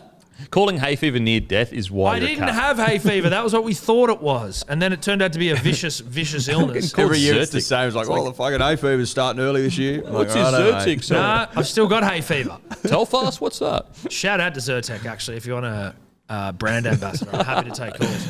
All I'm saying is that I thought about how hard it would be to play footy when you're sick. And surely at some point, professional footballers have to play under the weather. You know what I mean? Do they though? People don't get as sick as much as you think Yeah, they do. I think you're projecting your own. You're making it out like people get sick all the time. Shit. Are you telling me, again, you guys don't have kids. In flu season, you're just copping it. They He's get sick kid all the shaming us. time. He's like, you're not a parent, you know nothing about nothing. I'm just saying that's the truth. You don't know nothing about nothing. You don't have kids. Well, you don't know anything about having kids. And you don't know anything about the Why wet do you have markets. kids, man? You'll fucking know more about shit. Well, you'll definitely know more about illnesses. Okay, you played footy though, Denan. How often do people get sick? Thank you. Very rarely. There you go. So I'm right. I'm not saying it's People don't get happening sick. all And how the many time. people would you play with had kids? A lot. There you go. I think that they're just tougher than me and they probably just play through the pain. People don't get sick as much as you make out they do. Okay, parents in the comments. I can't Let's remember. do this. I If can't you got remember a the last kid- time I got sick. If you got a kid, I know you usually call out the comments, but if you got a kid and they get you sick all the time, leave it in the comments. If they don't, I'll wear it. Yeah. Look, obviously your kid gets sick, but if do they you get sick as well? Yeah. That's what I mean. Do you get sick off your kid? Do they bring it home from daycare? Do you have the immune system of an infant? Does your infant... Maybe you never went to the wet markets. probably didn't spend enough time there. Yeah. I think that's probably fair. Might But all I'm saying is we'll find out. The comments, I think I've actually been quite well supported in the comments the last few weeks. Shout out to the Sunshine Coast. Everyone appreciated it. That was a long time ago. Apologies. Yeah. Fuck, you had Apologies one for win fucking all year. Apologies for Viliami kick out. I got those. So I think I'm actually the king of the comments and the Sunshine Coast. The king of the comments. So let me know, parents of children, do you get sick from them when they come back from daycare? Thank Do you you so much. have the immune system of an infant? Bear in mind, he got shingles and has hay fever. And he sucked the devil's dick. I have had shingles before. And lost to an ibis today. Oh, fuck. What are we going? Eels versus Knights. Eels. I want to say Knights. Same. I want to badly. I have to tell the truth. I want to say Knights. But I think the Eels will win and win well. I think the Eels will win, specifically 28-10. 38-16. I'm going to go 22-6 to the Eels. And I'm going to go Gutho man of the match. I'm going to say that. Can you scroll down a bit more? Let me look who they got. I've forgotten their goddamn players. It's good that O'Brien's gone hot with Watson at 13. That could be omen. Well, finally. I mean, fucking hell. I'll go Junior Paulo. Junior Paulo man of the match. Mitch Moses. Mitch Moses man of the Good match. game. This is a good game for Mitch, I think. This is a good game, absolutely. That's another episode done and dusted, guys. Make sure to grab a Beer Soon shirt from bloke.shop. They're no longer be sold after Friday, so get in before they... I don't know when we'll ever do them again. So you don't want to be walking around going, fuck, I wish I got the Beer Soon shirt when they were out. Follow Hello Sport on Instagram, @Hello Sport. Also subscribe to Hello Sport. Do you have any announcements? If you're an ibis, watch out. I'm coming for you. What ibises, watch out. Ibises around the world are quivering in their, not their boots really. No, in their beaks. In their beaks. Reach out wires. Like if Did you know what? Did you hate the ibis because it looks like me? And there's this like deep-seated hate for See, that's some like Freudian shit. I don't know, could maybe. be that. It could be. Is that I why don't it hate fucked though. you up? Well, it didn't even come near me. I just ran into a tree basically. But look, I don't hate you though. I hate the ibis. I don't know. Let us know in the comment section. What, Do the you think Australian Tom hates me? native? I fucking hate the ibis. You can't hate natives, mate. Yeah, that is well, weird. you can. That's un-Australian. That is I hate un-Australian. That's half really ibis. un-Australian. No, it's Yeah. not. Yes, Fuck it is. that. No, it's not. Let us know if he's un-Australian in the comment section. If you hate a native animal from Australia, are you un-Australian? As usual, I'll go and fuck myself. Thank you.